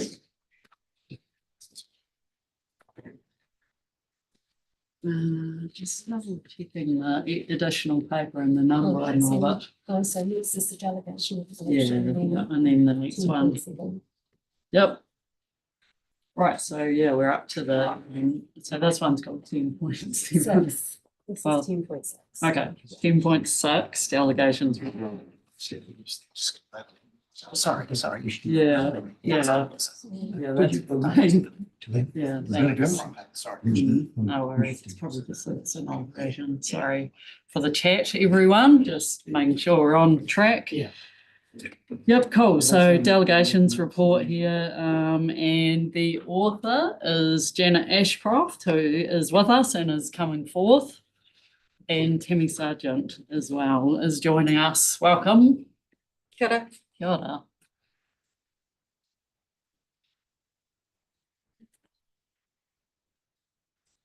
Good afternoon, councillors. Yep, perfect. Good afternoon. So I provided a report to council, and what I'm seeking is resolution to confirm that part of the update to the delegations manual that requires councillor or council resolution. But what the amendments to the manual really reflect are changes that have already been resolved by council resolution, and then the administrative changes that have been made that follow from our executive leadership team restructure, which you see before you and have seen before you since the 1st of July. So the delegations manual allows for the chief executive at part 1.3.7 to make changes in position names, and he's responsible for approving those, which is how he can carry out the restructure as it's occurred. For the sake of overview, I'm going to assume that you've read my paper and perhaps had a look at the delegations manual as it's been provided to you with this report. The manual itself has been reformatted so that A is really an introduction, and B and C, or parts 1 and 2 of B, relate to council approvals that are required. What I can tell you is that there's no changes to delegations that council held and that sit with them. They continue to sit with you. And all of the delegations that relate to council delegations to the chief executive, they're completely unchanged. So what the amendments to the delegations manual sets out are really changes where, for example, the engineering manager now reports to a new general manager. So I was just going to, if I can, spend just a couple of minutes outlining the key changes there. But otherwise, I'm very happy to take questions on my report or the amendment to the delegations manual. But you're all aware, but for the sake of completeness, so from 1 July, we had a new executive leadership team restructure. So our general manager, governance, culture and customer became our general manager, strategy and customer. So that's Amanda, who's sitting over there. And so two of her reports changed. So she received into her new directorate the manager communications and marketing, who previously sat with our chief executive, and before that with the general manager regulatory and communications, so that's Joe Gaylor. And into the GM strategy and customer directorate, we also received a move of the manager corporate planning. So Mike Rosler, who previously sat with our GM corporate services, with Nick Donnelly. So those are the changes, but the powers that those general managers had are unchanged, and they just simply now rise up to their new general manager names. And I can go on, continuing on in that vein, our GM strategy, policy and science, which was Anita, has changed name to GM planning and transport, and Anita's received into her directorate the transport manager and the delegations that sit within that portfolio. So the transport portfolio previously sat with our chief executive, and then for a very little while with Pim, and then before that with our general manager operations, which was one of the ELT named positions that was disestablished. And then our GM corporate services, so Nick Donnelly, now became GM finance, and his remaining delegations are unchanged. So that's the RITS contract manager, the finance manager, and the management accountant. So those delegations are all the same. Joanna Gilroy, who was the acting general manager for regulatory, is now general manager environmental delivery, and she retains the managers that previously reported to that job role, and into her directorship moved the manager environmental implementation. So that's Libby, and she was previously with the GM operations, and there are no other changes there. And to my right, our fabulous new GM people in corporate. So this role was previously held partly with the GM corporate services directorate, and partly with, I'm not sure who Kelly used to report to. And also partly with Amanda, so governance, culture, and customer. So into Tammy's directorate is the manager support services, so that's where our property services, legal counsel, myself, our chief information officer, Robert Body, the manager people and safety, Mark Olson. So with the exception of Mark, everyone else, with the exception of Mark, we all moved from corporate services, and Mark has moved from the GM governance, culture, and customer. Tom Dyer, who's not here today, but we've got Matt standing in, so that's a nice change. He has He's more comfortable wearing a suit. What was GM operations is now GM science and resilience, and so we've got more or less the four roles that used to report to GM operations, which is environmental monitoring, so that's Eve's team, natural hazards, that's John Luke, engineering, Michelle, who I think has appeared before you today, our group manager, group controller, Matt himself, and the science portfolio, which previously sat with GM strategy, policy, and science. So it's really just name changes. So the managers, none of the 13 managers have changed. So when they've moved into directorates and the title names for the GMs have changed, then the delegations manual's been updated to reflect those changes. There aren't any surprises. There hasn't been any sort of clever accounting or any sort of fancy footwork, but I am happy. It's possible there's been an and missed out or a the missed out because it's a large document. I am happy to take questions on my report. All of the delegations manual, and you may want to hear from Tammy. I'll stop for a second so you can speak. But we are seeking a resolution to approve the delegations manual with the idea that going forward it will more reflect the living document that it is, so that every time you make a resolution in council it will be updated to that date. So we won't get this sort of stop check where we're just having to go back and update it.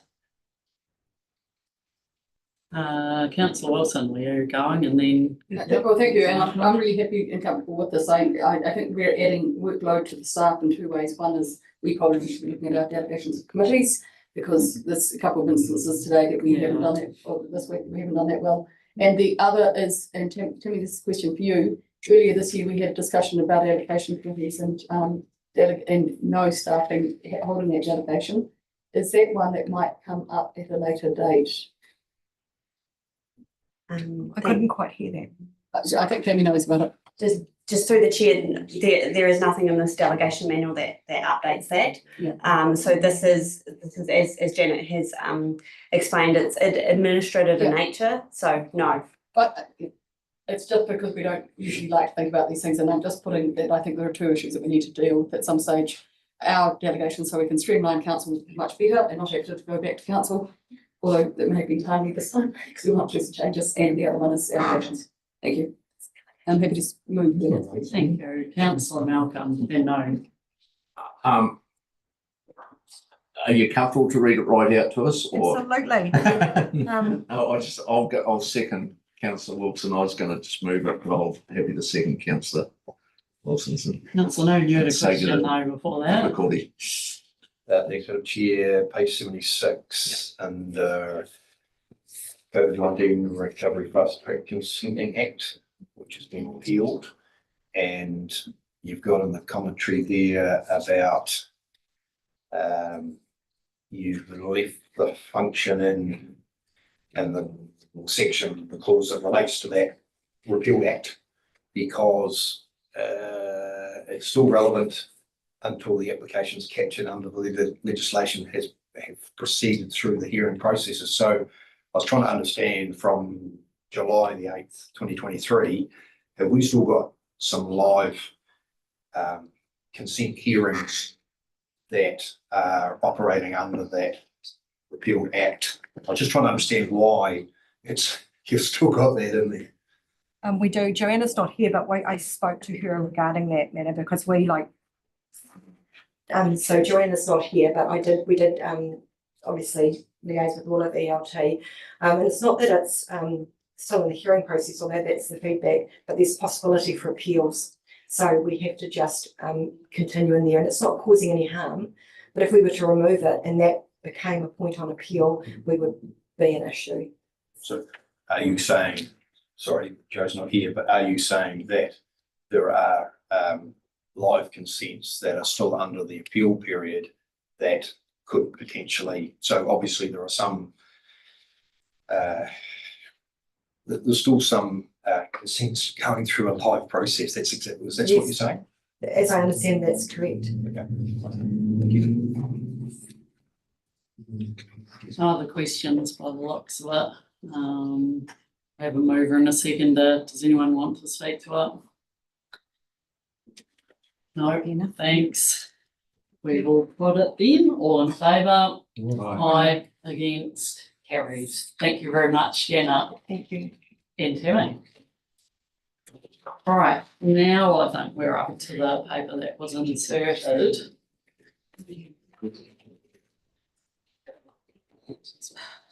Yeah.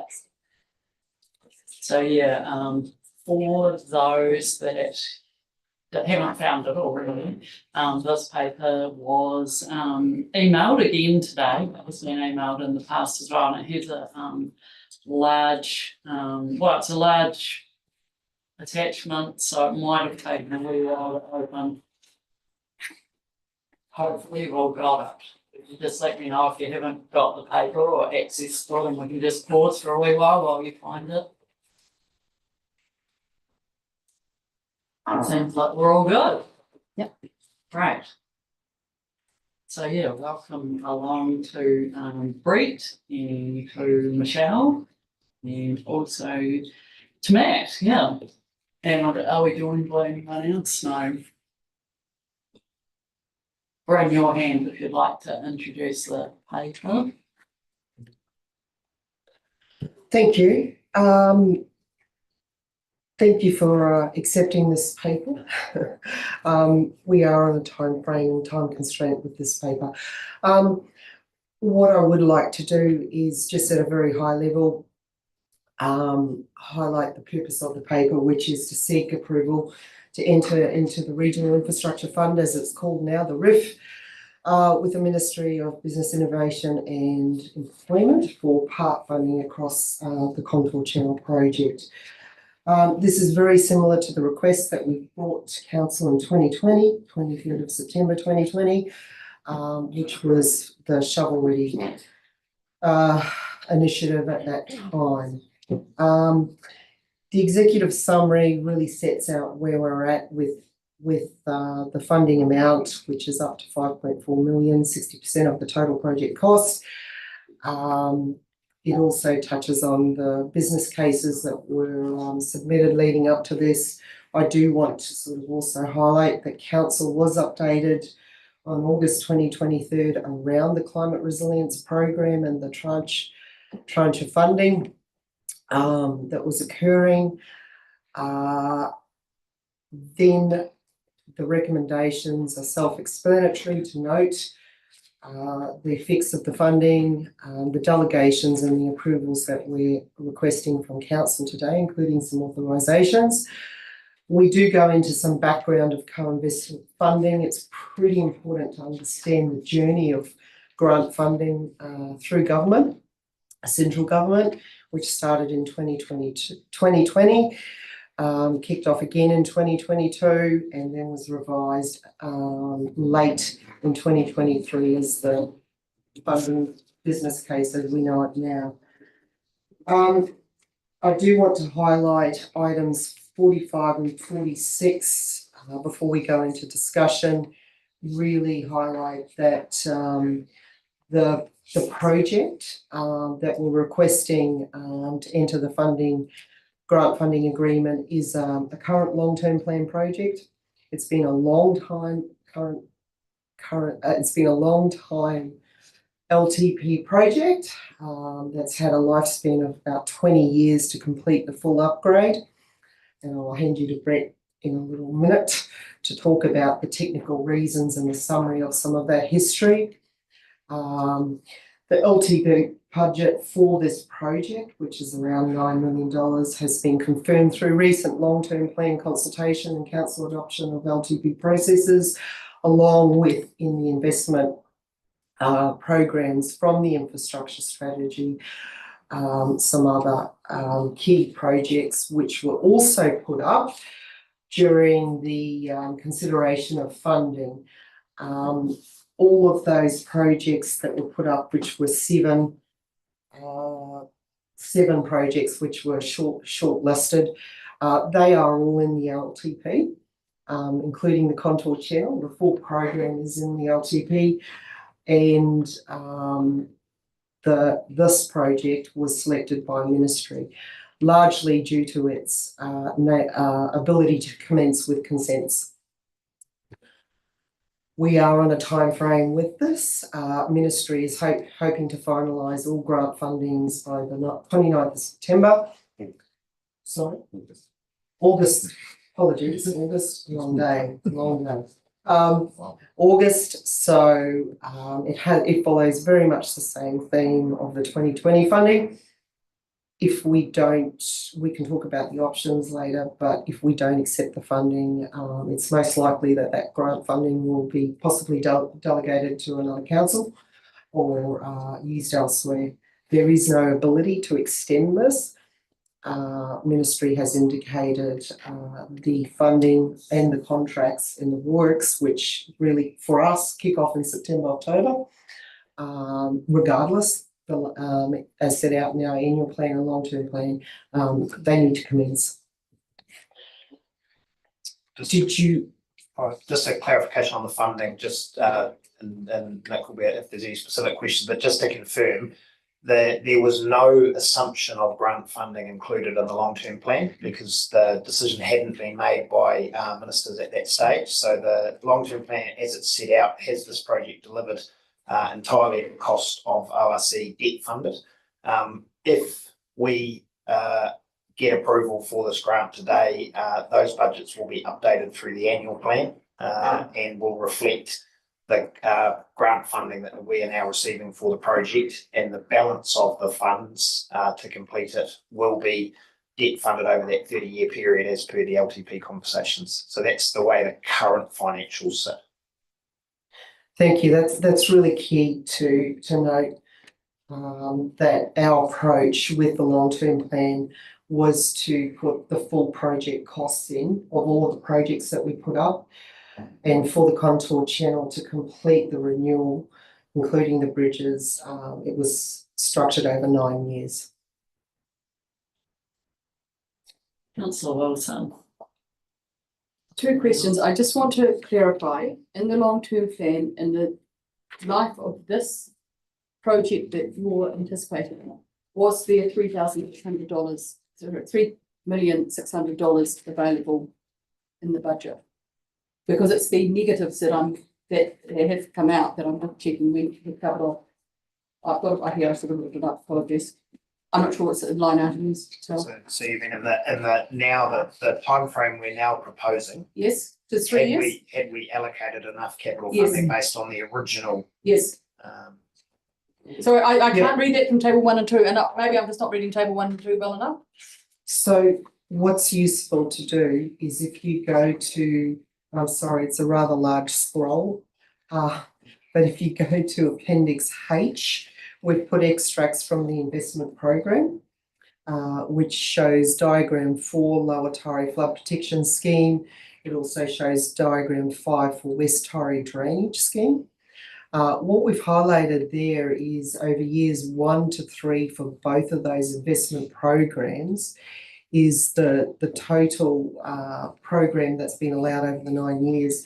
But within that is, in the first 3 years, is expenditure of 3.7 million, which is the bridges and the contour channel in the first 3 years, regardless of our grant funding. So Thank you. That's and so that answers the question. There is that money plus a bridge. Thank you. And I just wanted to clarify. There was one other question asked around, and I'll come back to it, please. Sure. Yeah, that's no problem. Yep, Councillor Scott. Cool. 2 questions. Firstly, the contour channel project has been brought forward because of the government funding. yes. Okay. Secondly, I've received an email that basically says that the risk from a bank rate on the contour channel is not great. Potential damage is relatively Could you turn your mic on, Brian? You're asking an important question, no doubt. The email that I've received says that the risk from a bank break is on the contour channel is not great, and the potential damage is relatively small. Previous breaks have generally been blocked within 36 hours due to the sudden rise and fall of the channel flood flow. The volume from a break in this area can no way impact the Dunedin Airport. Now, I understand that Dunedin Airport's part of this submission.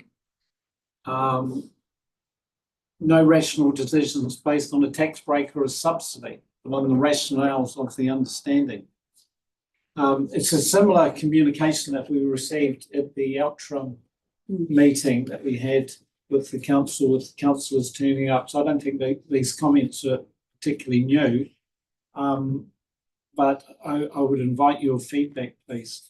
I mean, we're putting money in, it's in the LTP process, but nevertheless, you know, today we puffed out our chests and we said we've got a lies in committee and we're going to listen to the lies in committee. Well, this email is from a potential candidate for the lies in committee.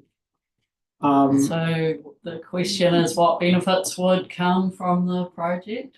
Well, is there substance to the concerns of this email in terms of the benefit, the benefit to the cost for this project? Bearing in mind the government's putting in money, but so is the local ratepayers of something like 3.6 million or something like this.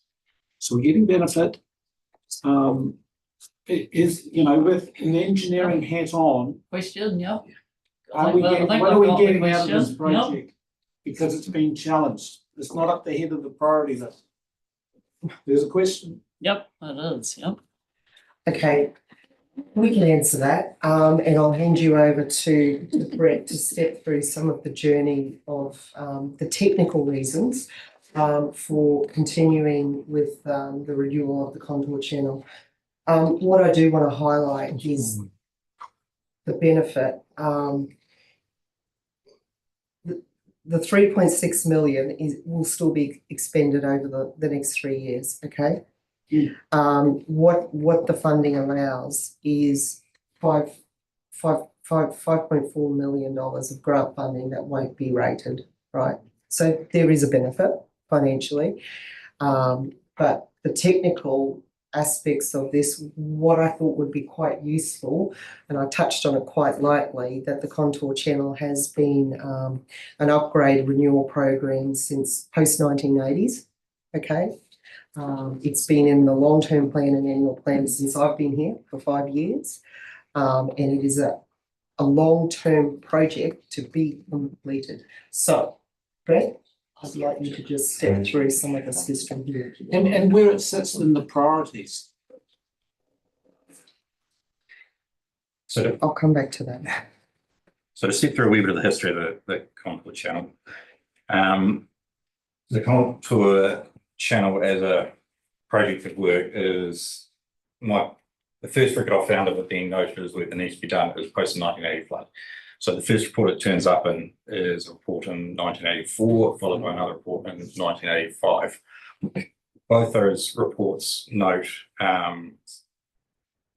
almost the entire length of the contour channel to have substandard foundation conditions, to be at risk of piping failure, leading to pretty rapid failure of the flood bank, to be at risk of overtopping at levels significantly below the suspected level of service. They note the profile of the contour channel bank itself to be quite undulating, as you expect for the structure that's over 100 years old. And what that undulation does is allow overtop to be concentrated, which then creates a real risk of failure quite quickly.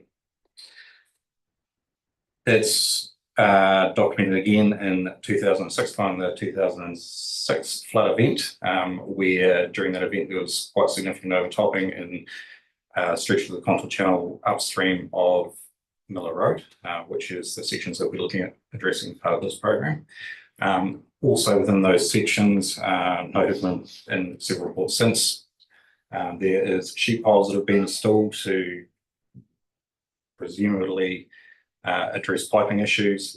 There's areas of quite severe scour from overtopping. The banks are extremely steep and again very undulating. Add to that the poor material that the bank is constructed of. The bank is unsound in its current condition. And is it the highest priority on the Tari? If it's been 3.6 million, or where does it rate in terms of the priorities?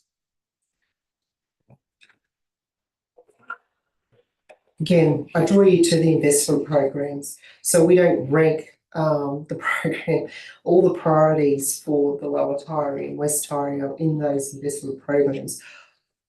It is a key priority for West Tari. Okay, the failure of the contour channel with the issues that Brett outlined briefly, this section of the Tari is at or below sea level. It relies completely on pumps to drain it. A failure of the contour channel would inundate this area of the West Tari quite considerably.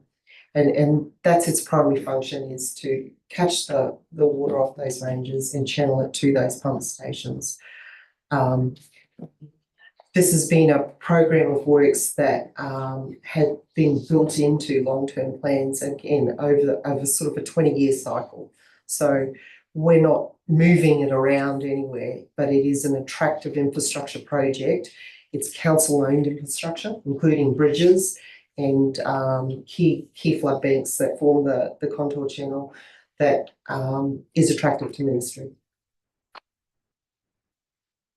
Thank you.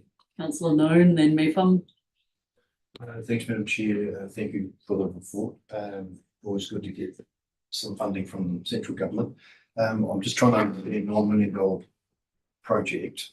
I assume, because those numbers are sort of a plus and minus at the moment, because the contract hasn't actually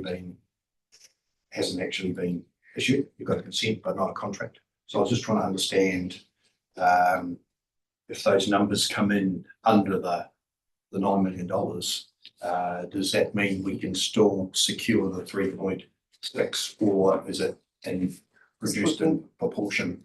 And if it goes the other way, obviously we would need to pick up the additional cost. Do you understand what I'm? Yep. So if the project ran under budget, the proportion would stay the same. So Ministry of committing to funding 60% of the costs up to 5.4 million. And if it goes the other way? If the project goes over, that would be at RSC's cost. So I think, Andrew, the intent for the annual plan, if this would be to update it to assume the numbers as indicated in here. And if it was to run over, we would need to reflect that back through council. Thank you. Tom. Just to clarify this then, is the total what's the total cost of the project without the funding? Is it 5.9 million? How much? It's 9 million total. Okay, and in our long-term plan, we've got that in there at 3.6 million. Is that correct? Okay, so it's always been around that figure. Yeah, it's sorry, if you look at those appendices, the extracts, it's spread over West Torrey, which carries the bridge infrastructure, and it's also the Lower Torrey over 9 years. Yeah.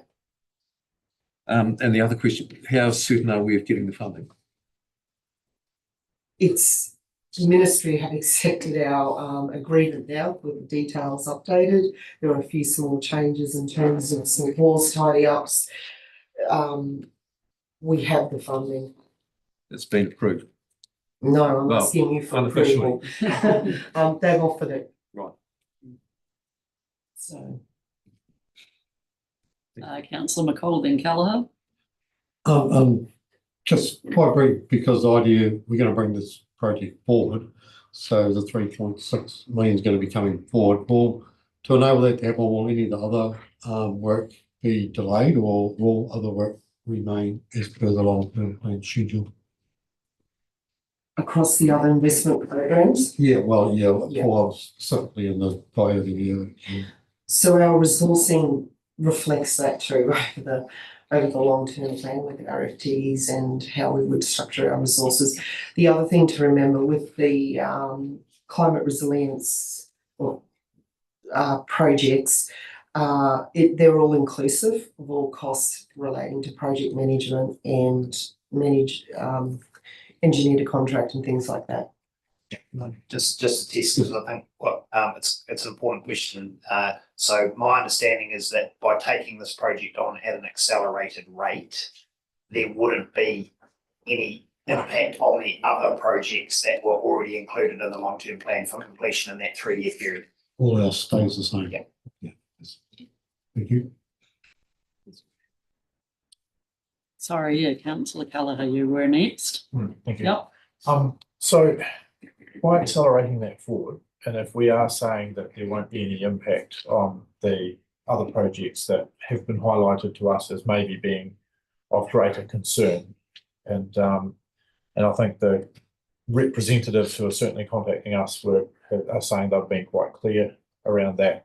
Does that mean that the cost implications to them in their rates, as this is incurred at an earlier date, will be at a higher cost to them from the onset?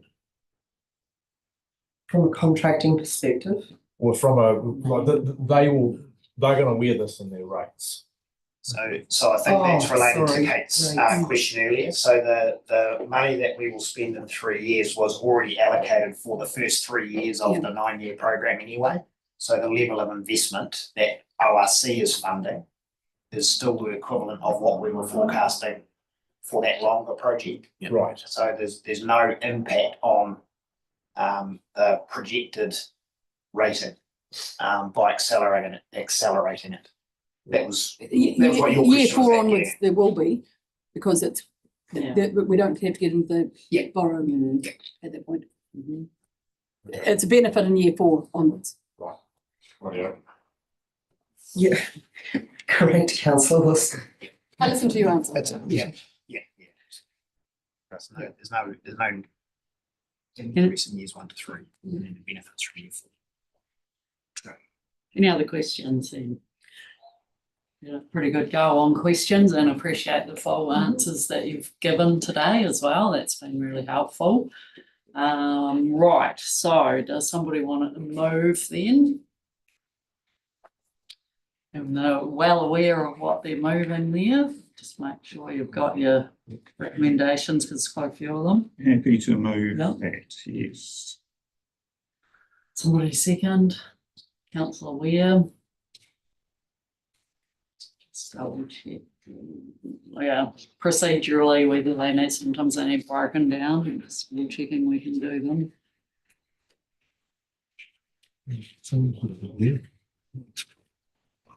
They can all go together. Yeah, there's something that hinges on another one or anything. Yeah. Are we having some discussion? Yes, sorry, yep.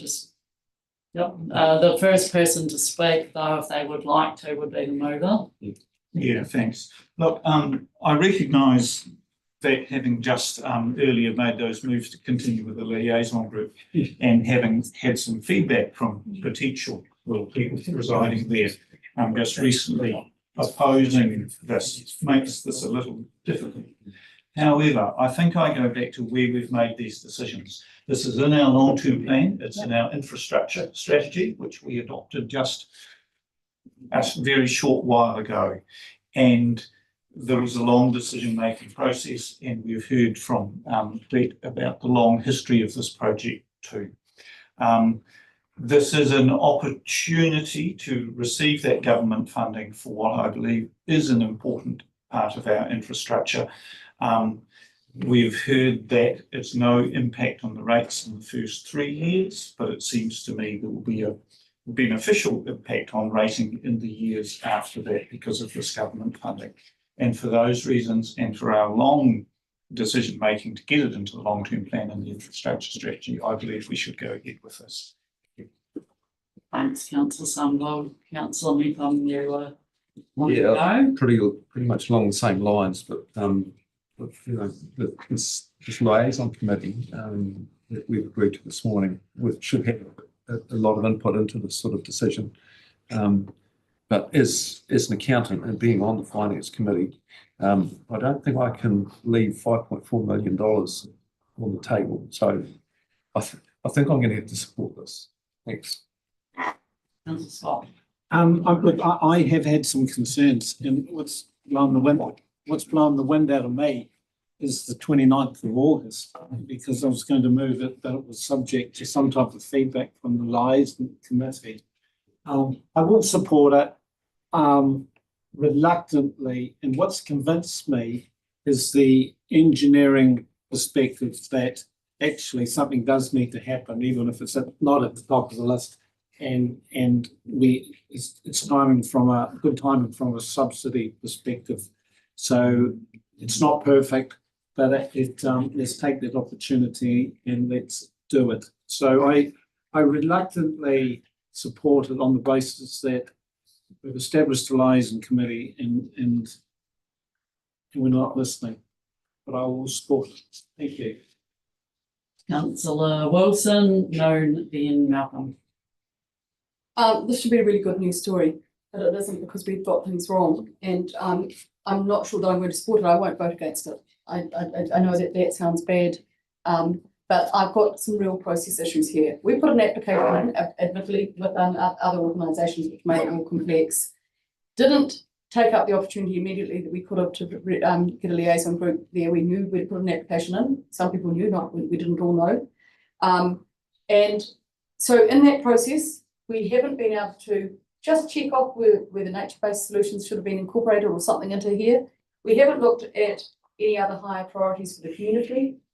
We haven't, maybe there's an opportunity for sideways, but we haven't put that in there because we haven't had those discussions at that grassroots level first. And we have made in that long-term plan that we're going to do things better with the community. And I'm finding it really frustrating.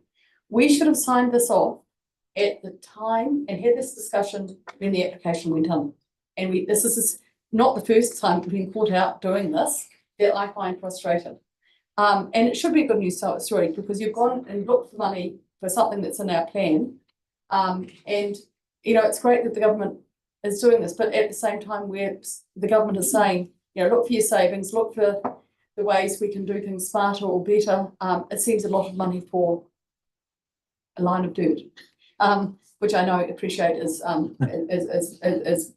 more difficult than that. But I'm gutted for the liaison group that we're going to get up and running and wish and the day that we've done that, we're foisting on them a project that will absolutely dominate for the next 3 years. And that isn't giving them a purpose. In fact, it's making them own something that they themselves may not have been committed to or may have wanted to do differently. And that's just sad. If I thought we were in a better relationship with the government, by God, I'd be making the most of this. But I don't think we're really in a position to negotiate with this government at the moment because of decisions outside of my hand. We've even made some of those decisions today that just keep on poking the bear instead of saying, can we build this better with the government? Imagine if we saved $1 million from their money and did this differently with the community. And that's what we're missing out on because we're not working, I think, with the community really well on this stuff. So I'm frustrated. It should be a good news story. Thank you for presenting it. I don't mean to be critical of anyone in particular. It's just the timing has been tortuous. And really how, you know, I don't know why it got into our papers in both in the same day because it really should have come to us on both the liaison. But anyway, this is debate and I'm sorry. Thank you, Councillor Wilson. We got Councillor Noon and Malcolm. The wheels of local government move relatively slowly, but actually I think I look back on the gestation of the funding that's been talked about in 2020 or possibly earlier. I can remember the regional council, regional sector lobbying government really hard, and has been a long lead-in period, and so you know it's really satisfying from that perspective. But you know, like what we've talked about earlier today with RMA processes and that, you know, we can always learn from, and this is not beating up this project, but I think the liaison group establishment is important to be in this conversation, and we've just got to ensure as governance that we make that work well. And I think it's pretty much irrelevant from this particular project, whatever project it is, in relation to being able to build that greater trust with ratepayers, householders, residents.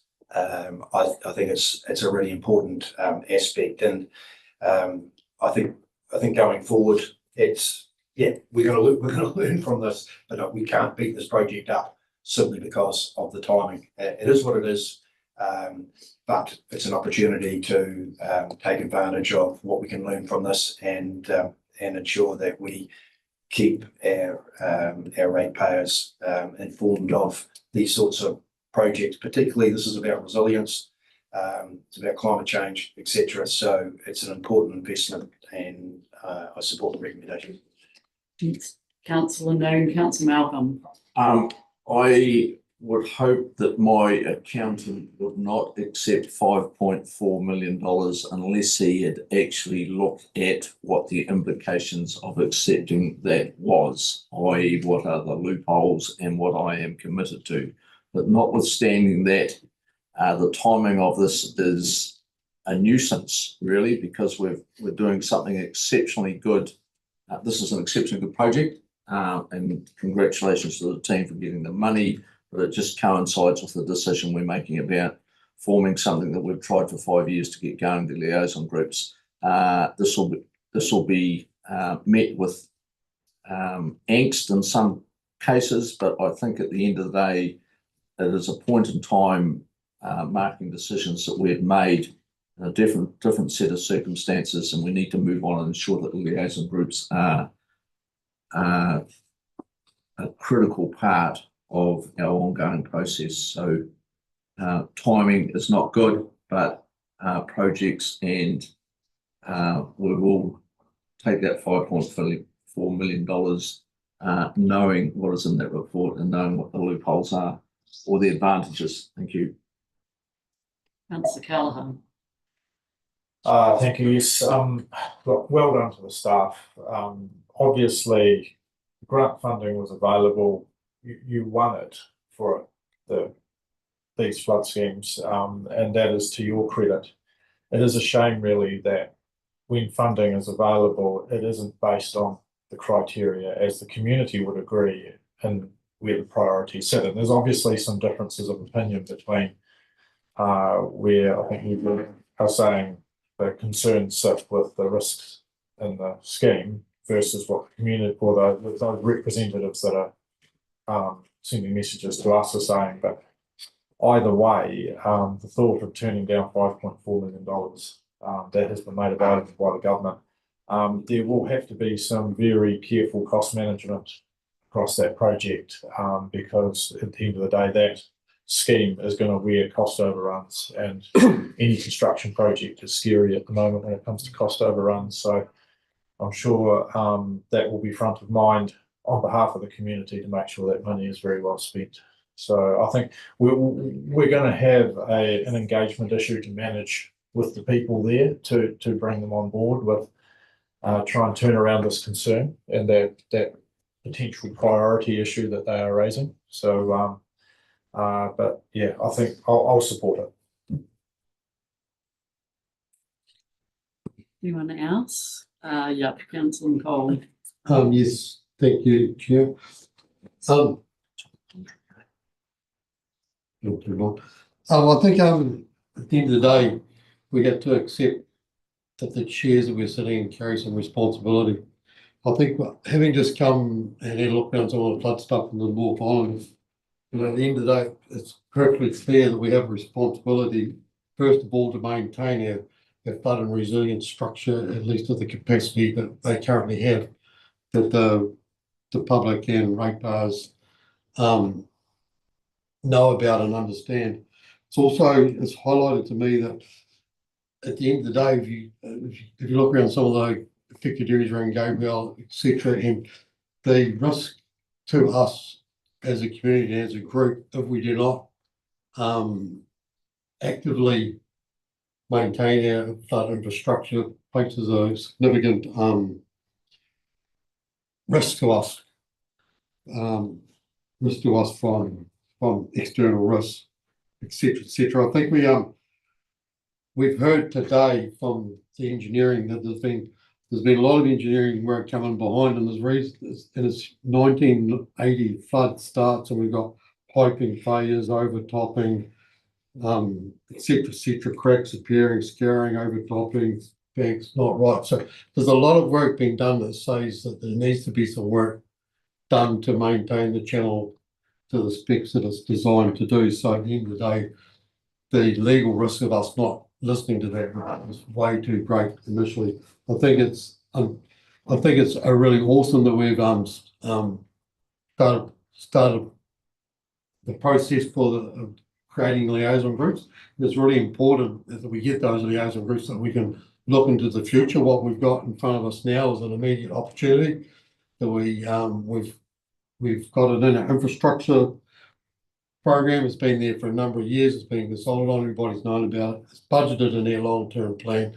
And we're in the envious position that central government has offered to contribute towards our flood resilience as part of their greater deluge package.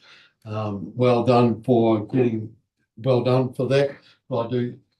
So I definitely will be supporting, but I also look forward to working with the community groups as we look further into the future as how we manage our flood and resilience work in that area. Thank you. Thanks, Councillor McCall.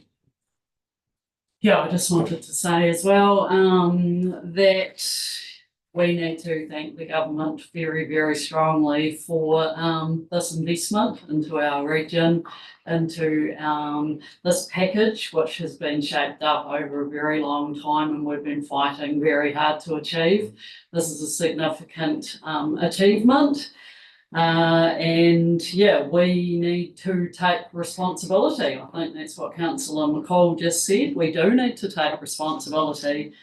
The government's told us that as well. We need to take responsibility for infrastructure in this country and doing our job in that space.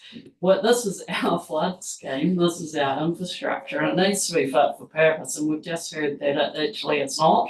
And we also need to take responsibility for our decisions, and we actually have a long-term plan here with this project in it. This is essentially our contract with the community to deliver what we said we were going to deliver, which is exactly what the government is talking about on infrastructure, etc. We actually have to do it. So yeah, we take responsibility for that. We also take responsibility for supporting our experts who are sitting here in front of us today, who actually tell us that there is an issue here potentially. In the right flooding conditions, we could have a serious issue, and that's not all right. And we're taking responsibility then for the risk, which is what Councillor McCall just talked about.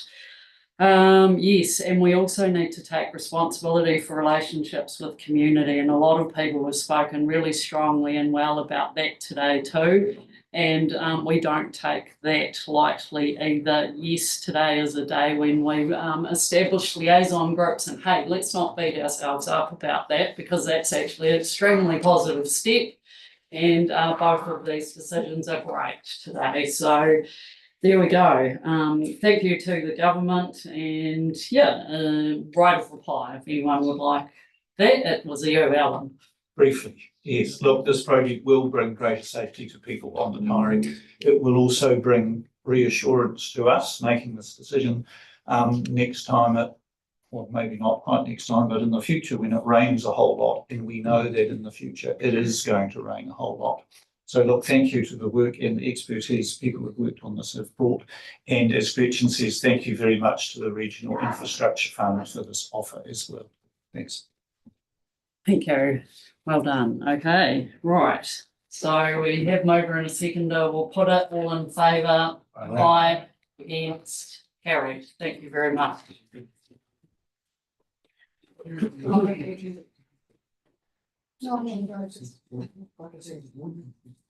Oh, sorry, I didn't know. I'm sorry, I know to move that. Yeah, right. No, it's minutes, sorry, it's in confidential, sorry. Yeah. Name system. Yeah, so we've got two. Happy to move that we don't. No, we can't do that until we've done the recommendations. Yeah, so we've got 11.1 recommendations of the Public and Active Transport Committee, and then another. We do have another one as well. Safety and resilience. Yep.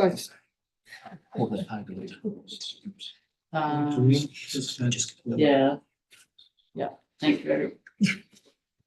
So first of all, you're moving the bike together. Yeah, both of them. Seconded, Councillor Weir. Put those all in favour. Aye. Against. Carried. Thank you, Councillor Wilson. And then yeah, it's moving to go into public excluded. Seconder for that, Councillor Weir. All in favour. Aye. Against. Carried. Thank you.